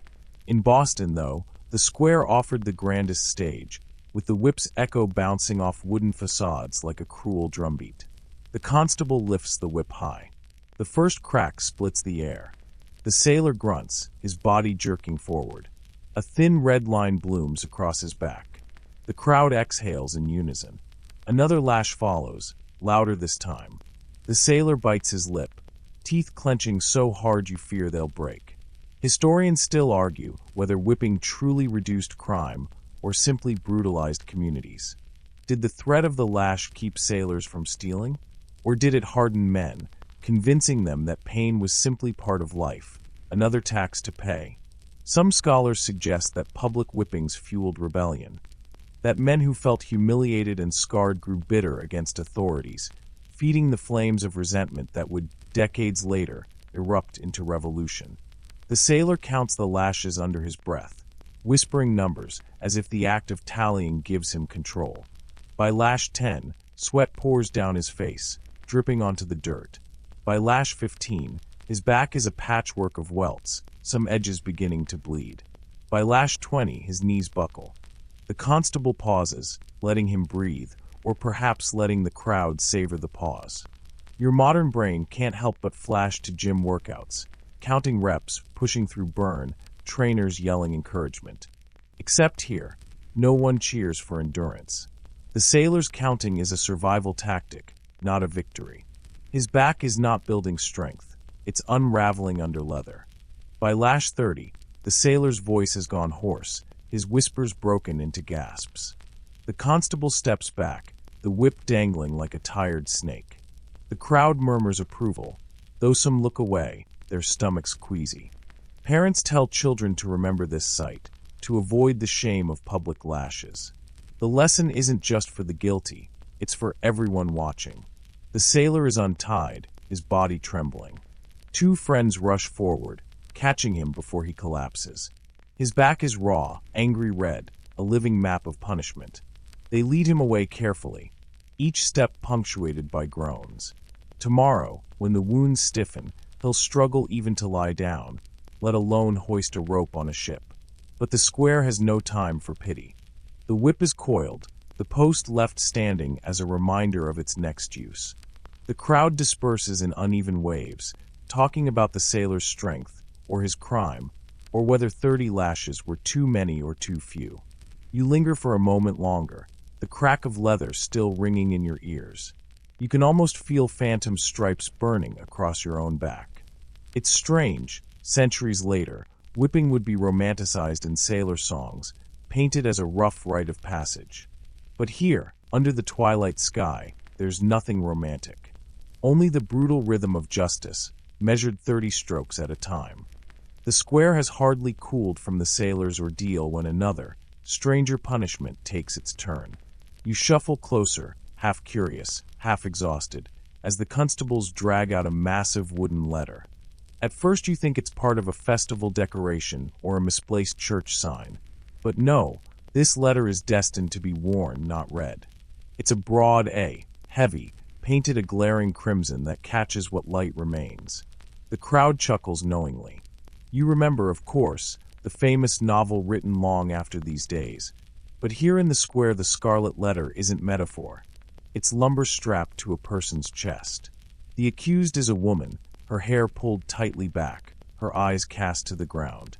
She's not some romantic heroine. She's a flesh and blood colonist accused of adultery.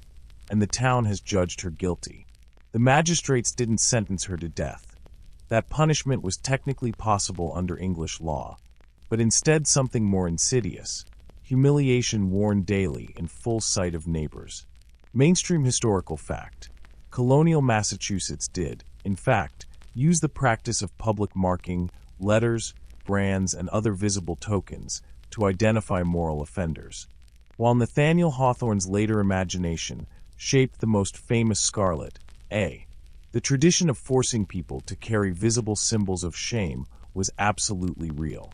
The wooden letter is lashed around her neck with coarse rope, dangling like a signboard. It's far heavier than cloth embroidery. It jostles with every step, bruising her collarbone. The square ripples with whispers, neighbors calculating gossip, children asking their parents what A means, men shaking their heads with mock solemnity. The punishment isn't about pain, it's about being turned into a living rumor. Quirky tidbit: sometimes the letters were not even letters at all. In certain New England towns, offenders had to carry objects symbolizing their crime, like a bundle of sticks for arsonists or a loaf of bread for thieves. Imagine walking through the market, your sin literally clutched in your hands, while everyone smiles knowingly. Talk about product placement. The woman shifts under the weight, cheeks burning crimson to match the paint. She's sentenced to walk the square during the busiest hour, circling the meeting house with her A bouncing against her chest. The constables don't whip her, don't tie her. Humiliation alone is the punishment, enforced by the eyes of hundreds. You trail behind, swept along with the throng. Historians still argue whether these symbolic punishments were effective or cruelly theatrical. Did branding a woman with an A truly deter others from adultery? Or did it simply mark her as an outcast, forcing her into further isolation, maybe even deeper sin? Some scholars suggest that such punishments backfired, binding communities not in virtue but in judgment, teaching children to mock rather than forgive. She makes her circuit, head low, lips pressed tight. Each turn of the square is a gauntlet of glances. The worst part isn't the jeering, it's the silence, the friends who refuse to meet her eyes, the neighbors who suddenly find their shoes fascinating as she passes. Social exile is sharper than any whip. Your modern mind can't help but wander. In the age of social media, the scarlet letter would be a viral hashtag, a scarlet notification popping up on every feed. Instead of one square, it would be the whole globe, strangers piling on with anonymous scorn. Suddenly, this wooden A doesn't feel so distant. Maybe punishment by humiliation never left. It just traded timber for pixels. As her sentence winds down, the constables finally unloop the rope. The A clatters to the ground, its edges scarred from her body's sway. She exhales, her shoulders free but her reputation chained for years. Tomorrow, and the day after, she'll still be that woman with the letter. The crowd, satisfied, drifts back to their errands. Children tug their mother's skirts, repeating the story. Gossip clings tighter than any rope. You remain for a moment, staring at the wooden A abandoned in the dust. It looks oddly lifeless now, without a body to hang on. A prop without a play. But in your mind, you can't shake it. Bright red. Public shame. A punishment designed to linger long after the rope has been untied. The square doesn't stay quiet for long. You barely have time to breathe before another figure is dragged toward the central post. Only this time, there's no letter, no rope, no whipping.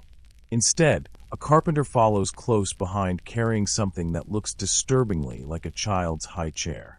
It isn't for a child, though. It's the cucking stool, a wooden contraption balanced on a long beam, used to dunk quarrelsome or disorderly women into the cold, murky water of the nearest pond or river.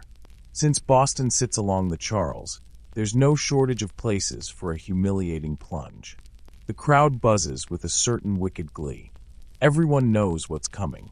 The condemned this time is no thief or adulterer, but a woman accused of being a scold. Yes, that's right. Her crime is excessive nagging, backtalk, or public quarreling. In an age when male authority was sacred and women were supposed to be silent, chaste, and obedient, a sharp tongue could land you in the stool. You try not to chuckle. It's both absurd and cruel, like sending someone to jail today for writing too many Yelp reviews. Mainstream historical fact. The cucking stool, sometimes called the ducking stool, was used in England and imported into the colonies as a punishment for women who disrupted domestic or public order. It was less about physical harm and more about symbolic cleansing, literally washing the sin out in front of everyone. Two constables secure the woman, strapping her arms to the chair's sides. She struggles, spitting words at them, which only reinforces her crime. The crowd laughs, eager for the dunk. The stool is fixed to a beam that pivots, like a giant seesaw, and the other end is controlled by a group of men standing on the riverbank. One push and, splash, down she goes into the cold water. The crowd erupts in cheer. Children squeal, men slap each other's backs, and the woman surfaces gasping, her hair plastered to her face, her skirts dragging her down. Before she can catch her breath, down she goes again, the chair creaking on its pivot. Quirky tidbit. In some towns, women sentenced to the cucking stool weren't just dunked. They were paraded through the streets in the contraption first, like a grim carnival ride. The spectacle was half the punishment. In fact, there are records of husbands bribing officials to make sure their wives received extra dunks, as though humiliation were a kind of entertainment subscription. The square's laughter follows every splash. But beneath the jeering, you can't help feeling a twinge of sympathy. All this just for speaking too much or too sharply. Imagine if every argument with your roommate or partner ended with you strapped to a dunk tank in front of the whole town. You probably wouldn't last a week. Historians still argue whether the cucking stool was genuinely common in colonial America or more symbolic, used sparingly but remembered vividly because of its theatricality. Some scholars say most colonies didn't bother building the contraption at all. Others insist it was used often enough to become an infamous deterrent. Either way, its legend loomed large enough that even whispers of it could keep tongues in check. Another push, another plunge. The woman comes up shivering, coughing river water. She spits toward the shore, which earns her one final dunk for good measure. When they finally haul her out, she's soaked, shivering, and no less fiery. The stool creaks as it's dragged back up the bank, leaving a trail of muddy water dripping onto the cobblestones. The crowd disperses, chattering about the spectacle. Some laugh, others mutter disapproval. You sense an uneasy divide, punishment or cruelty, cleansing or humiliation. The woman's shivering frame says it all, though. Whatever order this stool restores, it comes at the price of dignity. You linger for a moment, hearing the river lap quietly against the bank. Without the cheers and splashes, it sounds almost peaceful, like a lullaby. But the memory of her dripping hair and pale face lingers. Not all punishments here leave scars on the skin. Some soak straight into the spirit. The air in the square still smells faintly of damp river water from the cucking stool, but the next punishment brings no splashing. Only silence broken by snickers. A crowd gathers around the pillory again, but this time there's no man or woman waiting to be locked inside. Instead, a small boy, no older than 12, is marched forward by two stern-looking elders. You lean forward, half expecting them to shove the kid into the stocks, but the punishment waiting for him is stranger and almost comical. The dunce cap. Imagine a tall, cone-shaped hat, crudely painted with words like idler or disobedient, sometimes even with bells at the tip, so that every movement jingled a reminder of disgrace. The boy is forced to wear it while standing on a stool in full view of his neighbors. He doesn't cry, but his cheeks burn red, and the cap wobbles precariously on his head. The crowd erupts in laughter, pointing and whispering. Even the children giggle, delighted that, for once, it isn't them. Mainstream historical fact. In colonial Boston, education was a moral duty, and discipline for disobedience or laziness in school could extend into the town square. Public shaming reinforced the idea that every citizen, no matter how young, must embody diligence, obedience, and respect for authority. The elders announced that the boy skipped lessons to chase geese in the meadow. Hardly a crime worth flogging, but in a society that feared idleness as the devil's playground, truancy carried weight. A wasted hour wasn't just time lost, it was sin unrepented. Quirky tidbit. Some communities use not just hats, but wooden signs or even paper masks painted with donkey ears to brand a child as foolish. Imagine being 12, forced to parade through the market with fake ears flopping beside your face, all because you were caught daydreaming in arithmetic. It was both discipline and slapstick comedy rolled into one. The boy shifts on his stool, clearly mortified, but every movement makes the bells tinkle, which sends the crowd roaring again. He can't win. If he stays still, they laugh at his hat. If he wiggles, the bells mock him further. You almost want to pull the hat off and stick it on one of the men jeering loudest, just to even the score. Historians still argue whether punishments like the dunce cap were truly widespread or more of a European holdover, imported into colonial memory but rarely enforced. Some suggest that Puritan Boston, obsessed with literacy, may have leaned on it heavily to scare children into compliance. Others argue the cap is more myth than fact, exaggerated by later retellings that loved to imagine early classrooms as mini-inquisitions. Regardless, the message is clear. Step out of line, and the town square will make an example of you, even if you're barely tall enough to reach the pillory holes. The boy's time ends at last. His cap is yanked away, leaving his hair flattened and sweaty. He scrambles off the stool, disappearing into the crowd with his head down. The crowd disperses more quickly this time. There's less gory satisfaction, less theatrical thrill, just the faint aftertaste of laughter at another's expense. As you stand in the fading light, you notice something unsettling. These punishments, from the whippings to the duckings to the hats with bells, are less about pain and more about spectacle. The square isn't just a place of justice, it's a stage. And the townspeople, whether laughing or grimacing, are the audience who keep the play alive. You glance back at the empty stool. The boy's shame lingers in the air, invisible but palpable, like the last notes of a tune that refuses to fade. The stool is empty, but your eyes follow the crowd's drift toward another curiosity, one not for children, but for the very people who were supposed to set the example. Gossiping women, slandering neighbors, spreading words sharper than knives. For them, Boston had a punishment as humiliating as it was absurd: the scold's bridle. You notice the object before you notice its wearer, a contraption of iron, bent into the shape of a cage. It looks like the skeleton of a horse's bridle, except crueler. A curved band is meant to go around the head, clamping down like a helmet, while another bar juts forward like a hooked tongue. At its end, a flat plate or spike is positioned to sit inside the mouth, pressing against the tongue to stop speech entirely. When the condemned woman is let out, the crowd hushes for a moment. She's defiant, chin raised, lips tight. But when the blacksmith fastens the bridle around her head, sliding the iron bit into her mouth, the defiance collapses into muffled grunts. Her words, her supposed weapon, are silenced by cold metal. Mainstream historical fact. Versions of this punishment existed in England and Scotland, where women accused of being scolds or common brawlers were bridled and paraded through towns. Colonial Boston, still tethered to English law, adapted such humiliations when gossip or slander threatened social harmony. Speech wasn't just chatter.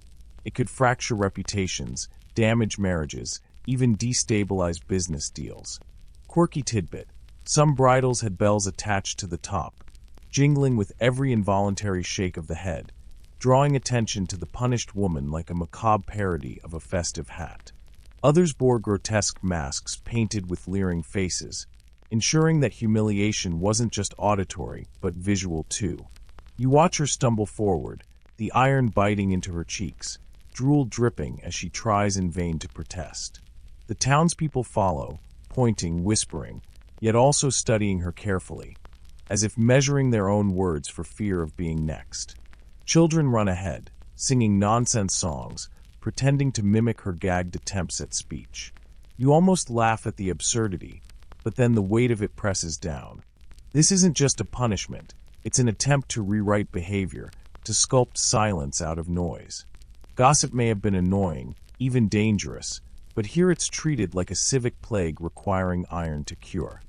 Historians still argue whether the scold's bridle was commonly used in New England or mostly imported in rumor from the Old World.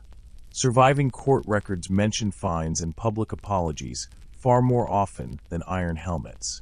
Some claim the bridle's presence in colonial lore reflects how settlers clung to stories of England's brutality as a reminder of proper order. Others argue a few real examples did occur. Tucked into the shadows of Boston's harshest days, their memory exaggerated into legend. Regardless, the image is unforgettable. The woman, muzzled like an unruly animal, shuffles through the square. The blacksmith leads her by a chain fixed to the bridle, while her neighbors gawk. She cannot bite back, cannot defend herself, cannot even spit insults. For 1 hour, or 2 if the magistrates feel dramatic, she is a walking warning. When at last the bridle is unlocked, her face is streaked with tears, spit, and rage. She spits onto the ground, not at the crowd, but at the instrument itself. The people recoil, muttering. Some smirk with satisfaction. Others shake their heads uneasily. You linger, wondering if silencing a gossip truly solved anything. Did fear of iron stop the whispers? Or did it only drive them deeper, back into kitchens, behind shutters, where the words grew sharper and more dangerous for being hidden? The square grows quiet again, but the echo of iron's scraping teeth clings to you. And you realize something chilling. Here in Boston, punishment isn't just physical. It's psychological, seared into the mind as much as into the flesh. The square seems emptier now, though you know it's just a trick of the twilight.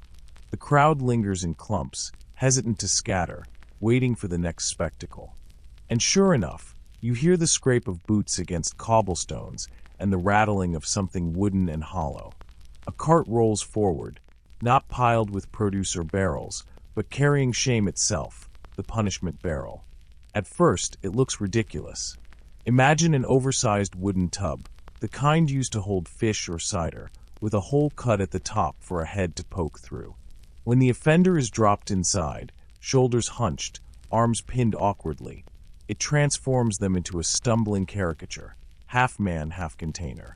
Some versions are strapped on like clumsy costumes. Others force the punished to carry the barrel, as if wearing their own disgrace. A man is shoved forward, his face already red with humiliation. His crime? Drunkenness again. In a Puritan town that prized sobriety as a badge of godliness, being the fool who staggered through the streets on too much ale meant more than embarrassment. It was a moral failing, and the barrel was the cure. The crowd bursts into laughter when he tries to walk, the heavy wood clunking around him, forcing him into awkward, waddling steps. Children clap and mimic his stumbling. Women hide smirks behind shawls. The magistrates stand stern, pretending this is serious reform, though even they must feel the absurd comedy of it all. Mainstream historical fact. In colonial New England, drunkenness was a finable offense, but repeated offenders often faced public humiliation. The drunkard's cloak, as it was called in England, made its way across the Atlantic, appearing in Boston's punishments for men who couldn't resist the tavern. The idea was simple. If the man insisted on acting like a barrel by emptying one, he might as well wear one. Quirky tidbit. In some cases, the barrel was painted with slogans, "I love strong drink" or "Behold the drunkard." Imagine trundling through Boston's square with not just a wooden cage, but graffiti declaring your shame. It turned private weakness into communal comedy. The man tries to plead, but the hole is too small for clear speech. His words come out muffled, as if even the barrel mocks him. Each step rattles the staves, creating a hollow drumbeat that the crowd claps along with. Someone throws an apple core. It bounces off the wood and rolls away. Historians still argue whether the punishment barrel was used more for actual correction or pure amusement. Was it a serious deterrent, make the drunkard a laughingstock and maybe he'd quit the tavern, or just an excuse for the community to vent their scorn through comedy? Some scholars point out that repeated offenders kept appearing in the records, which might mean the barrel was more entertainment than medicine. Still, for the man inside, it feels deadly serious. He stumbles forward, face flushed not just from ale but from shame. His eyes dart between the children laughing and the women whispering, as if he can feel his reputation cracking like the staves around him. In a town where trust meant survival, being the man who couldn't be relied upon was nearly as dangerous as debt or theft. As you follow him, you catch yourself chuckling. The absurdity is contagious. Yet at the same time, something gnaws at you. The punishment is effective not because of the barrel, but because of the eyes. Without the crowd, the contraption would just be a silly wooden costume. But with the square packed and laughing, it becomes unbearable. Eventually, the cart halts, and the man is tipped out of the barrel, sweaty, grimy, but free. He staggers away, hands trembling, muttering about reforming, though you suspect the tavern will see him again. The square exhales, the laughter fading into murmurs. The barrel is rolled aside, ready for its next fool. And you can't help but wonder, in a town so obsessed with dignity, maybe the harshest punishment of all wasn't pain or iron, but laughter. You're barely settled back against the rough stone of the meeting-house wall when another sound curls through the square. Less clang and more thud, like a bundle of wood dropped on dirt. People straighten.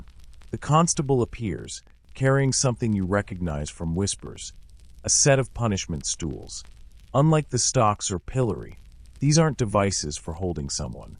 They're seats, ordinary enough at first glance. Yet here, in the heart of the town square, sitting down becomes a spectacle. The practice is called cucking or stooling, and it was Boston's way of publicly shaming those deemed disorderly, deceitful, or disruptive to the fragile harmony of Puritan order. A woman is dragged forward, her hair tangled, her voice sharp as she protests. Her charge? Gossip. Too many loose words about neighbors, too many whispers that spread discord. In a world where everyone's business was everyone's survival, words had weight. So now she will sit, silent, with everyone watching. The stool is no grand throne, just a rough wooden bench on a raised platform. She is forced onto it, skirts rumpled, ankles crossed awkwardly, and left to stew while the town stares. Children are hushed this time. Laughter is scarce. Instead, there's a murmur, half disapproving, half thrilled. Everyone has heard her voice. Some secretly savor the irony of seeing her quiet for once. Mainstream historical fact. Boston's town square often used variations of the cucking stool, borrowed from English traditions. In England, some stools were built to dunk offenders into rivers. In Boston, it was simpler, exposure, enforced silence, and a very visible reminder of who controlled the social script. Quirky tidbit. In certain towns, the stool was elaborately decorated with paint, sometimes even with mocking faces carved into the wood, as if the bench itself sneered at the person forced to sit. Scholars aren't sure if Boston's versions were plain or ornamental, but you can imagine either. The woman shifts, uncomfortable, muttering under her breath, but the constable taps his baton against the platform. Silence. She sits, cheeks flushing deeper with every passing minute, while townsfolk circle. Some women frown, perhaps worried their own gossip might land them here next. Others watch with satisfaction, knowing the sting of her tongue all too well. Historians still argue whether stools were primarily for women. Surviving records tilt that way, but hints suggest men occasionally found themselves seated for slander, cheating at trade, or refusing civic duties. Was it gendered punishment, or just that gossip was more often weaponized by women in close communities? The debate lingers. Time stretches. The stool does nothing violent. It doesn't restrain, doesn't bruise, doesn't bleed. Yet its cruelty lies in the weight, in the erosion of dignity under dozens of watching eyes. Every cough, every shuffle, every suppressed laugh drives the point deeper. The punishment isn't about what happens in the moment. It's about the memory afterward. After all, once you've been seen on the stool, the town never forgets. Every future whisper about you carries an echo of this day.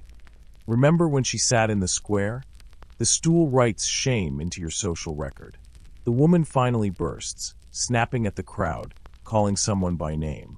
Laughter erupts, not with her, but at her. The stool has done its work. Her anger only makes her look smaller, more powerless. She wilts, shoulders sagging. Eventually, the constable steps forward and dismisses her. She slips off the platform and scurries away, face down, no longer the bold gossiper, but just another woman among many, silenced by wood and eyes. The stool stands empty, waiting. You sense it may stay that way until the next unlucky soul crosses the invisible line of what words are acceptable in this tight-knit colony. And as the crowd disperses, you're left with a thought. Perhaps Boston's harshest tools were not always iron or rope, but wood and silence, turning the ordinary act of sitting into a sentence of shame. The crowd has scarcely melted back into the crooked streets when another group gathers. This time, there's no stool, no rope, no stocks. Instead, the constable drags out what looks suspiciously like a bundle of heavy wooden signs. Thick planks, flat as tabletops, with words painted in bold black strokes. You squint and realize they're labels, single words that cut like knives. Thief, liar, drunkard, idle. This punishment, you realize, is branding without fire, shaming without scars. Instead of mutilating the flesh, the town pins its judgment right onto your chest.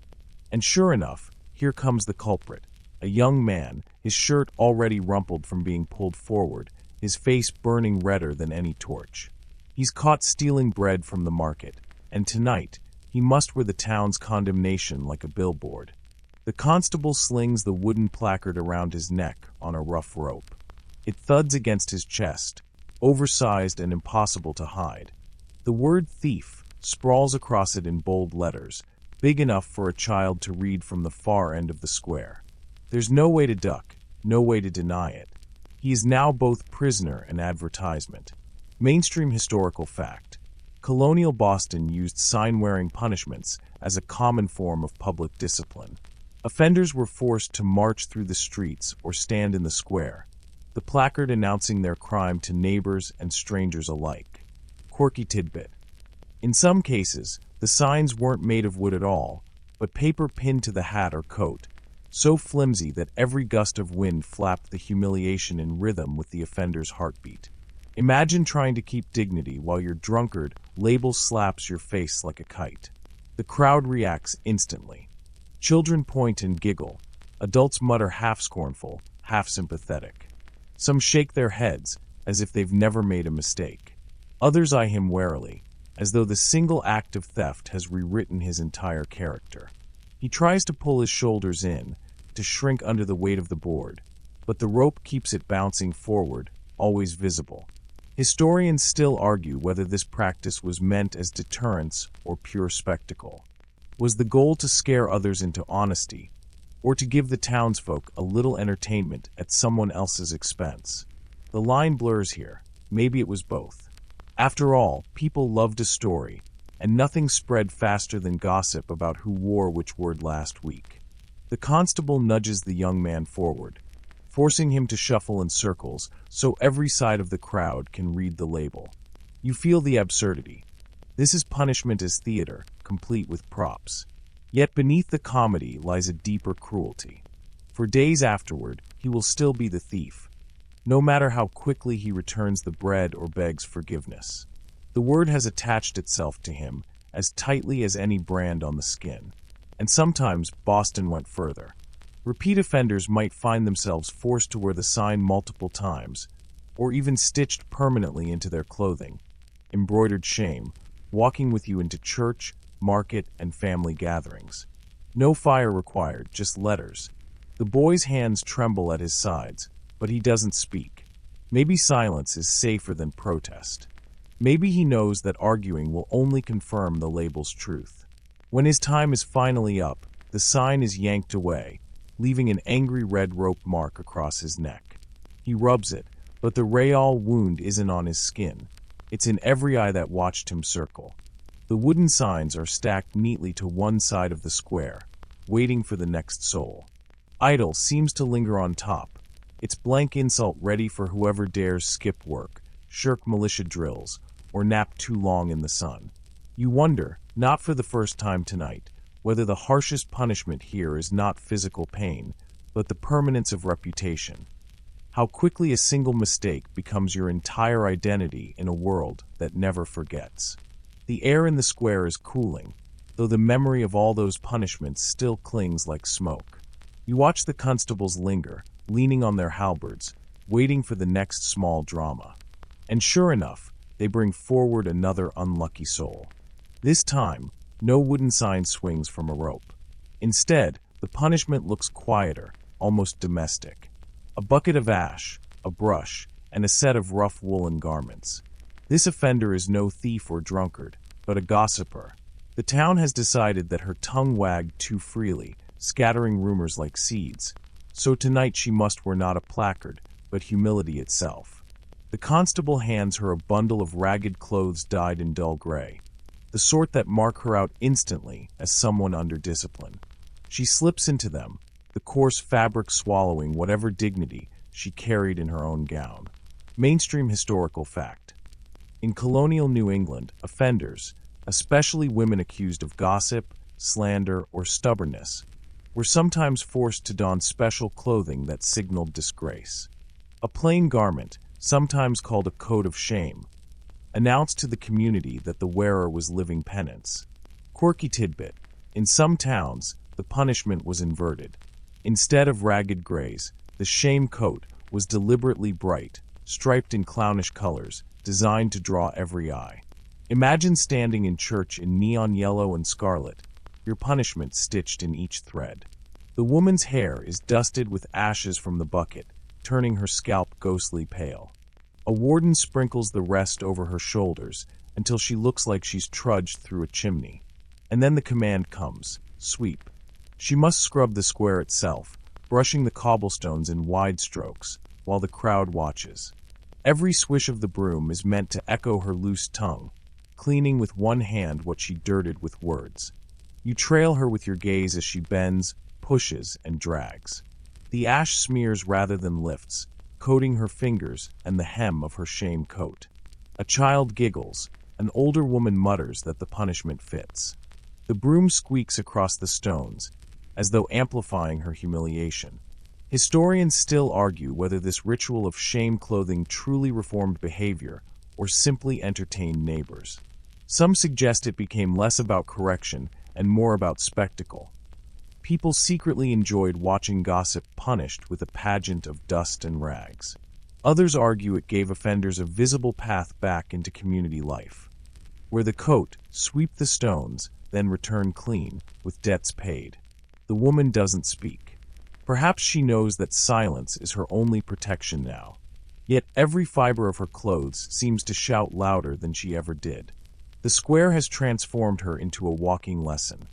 Words carry weight, and when they grow too sharp, you may be dressed like a ghost to remind everyone of their sting. The constables stand stiff, but you see their eyes glint. Even they enjoy the absurdity. The punishment is theater again: props, costumes, symbolic gestures. But for the woman, each stroke of the broom is a minute stretched long. Each puff of ash a reminder that shame here is public currency, traded openly, meant to stick longer than the soot itself. When at last the constable takes the broom, she stands, hair whitened, face streaked, coat sagging heavy with dirt. The crowd disperses, but the whispers remain. Ironically, gossip about gossip, punishment feeding the very crime it was meant to cure. You wonder if she'll ever outpace the ash, or if the shame coat has already stitched itself into her name. The night is thinning now, lantern flames guttering, as though they too have grown weary of the endless parade. You linger in the square, eyes heavy, but your feet won't quite carry you away yet. Something compels you to remain until the last echo of punishment fades. Perhaps it is morbid curiosity, perhaps simply the rhythm of these spectacles that has drawn you into its grip. The final figure of the night arrives without chains, without stocks, without any glaring props at all. This man looks like any neighbor: broad shoulders, plain wool jacket, shoes scuffed from honest work. His crime, however, is neither theft nor drunkenness, but plain stubbornness. He refused to comply with the town's orders regarding his fence line, and the dispute escalated until the magistrates ruled: public admonishment. Mainstream historical fact: public admonition was among the lightest punishments available in Puritan towns, yet it carried deep sting. A citizen could be summoned, rebuked in front of the congregation or townsfolk, and then dismissed, marked by shame, even without physical pain. Quirky tidbit: some admonishments included enforced silence. The guilty party was required to stand mute while officials scolded them, a living statue of disgrace, forbidden from rebuttal. You can almost imagine your own throat aching at the thought of being unable to answer back. And so he stands, hat in hand, while the town minister steps forward, voice ringing with words crafted as carefully as any sentence. He doesn't strike, doesn't mock, doesn't laugh. Instead, he speaks of duty, obedience, humility. Each phrase lands like a pebble in still water, rippling outward, soaking the offender in a flood of disapproval. Historians still argue whether these verbal punishments were more effective than the stocks. Some claim that the Puritan conscience was so sensitive, a sharp public rebuke cut deeper than a lash. Others say human pride made the opposite true, that no words, however stern, could match the memory of splinters or the burning shame of laughter from a jeering crowd. The man's cheeks flush crimson under the lantern light, though his lips remain sealed. He shifts from foot to foot, glancing once toward the edges of the crowd, where his wife hides in the shadows. That brief glance tells you everything. The punishment here is not for him alone, but for every relative, every neighbor, every friend who must live beside the echo of his disgrace. When the minister finally lowers his hand, and the constable announces the rebuke complete, the man bows stiffly and retreats. No stocks to unlock, no tar to scrub, no ashes to sweep. Just words, carried in the ears of everyone present. Words that will follow him tomorrow to the market, to Sunday service, to the quiet of his own hearth. And with that, the square exhales. The constables lean their halberds against the wall. Children tug at their mothers' sleeves, begging for bed. Merchants close their shutters. The punishment theater closes its curtain until dawn. You feel the weight of all you've witnessed pressing into you. Not just wood and iron, but the strange alchemy of shame and order. Every punishment, whether loud or silent, harsh or absurd, carried a lesson the town insisted you memorize.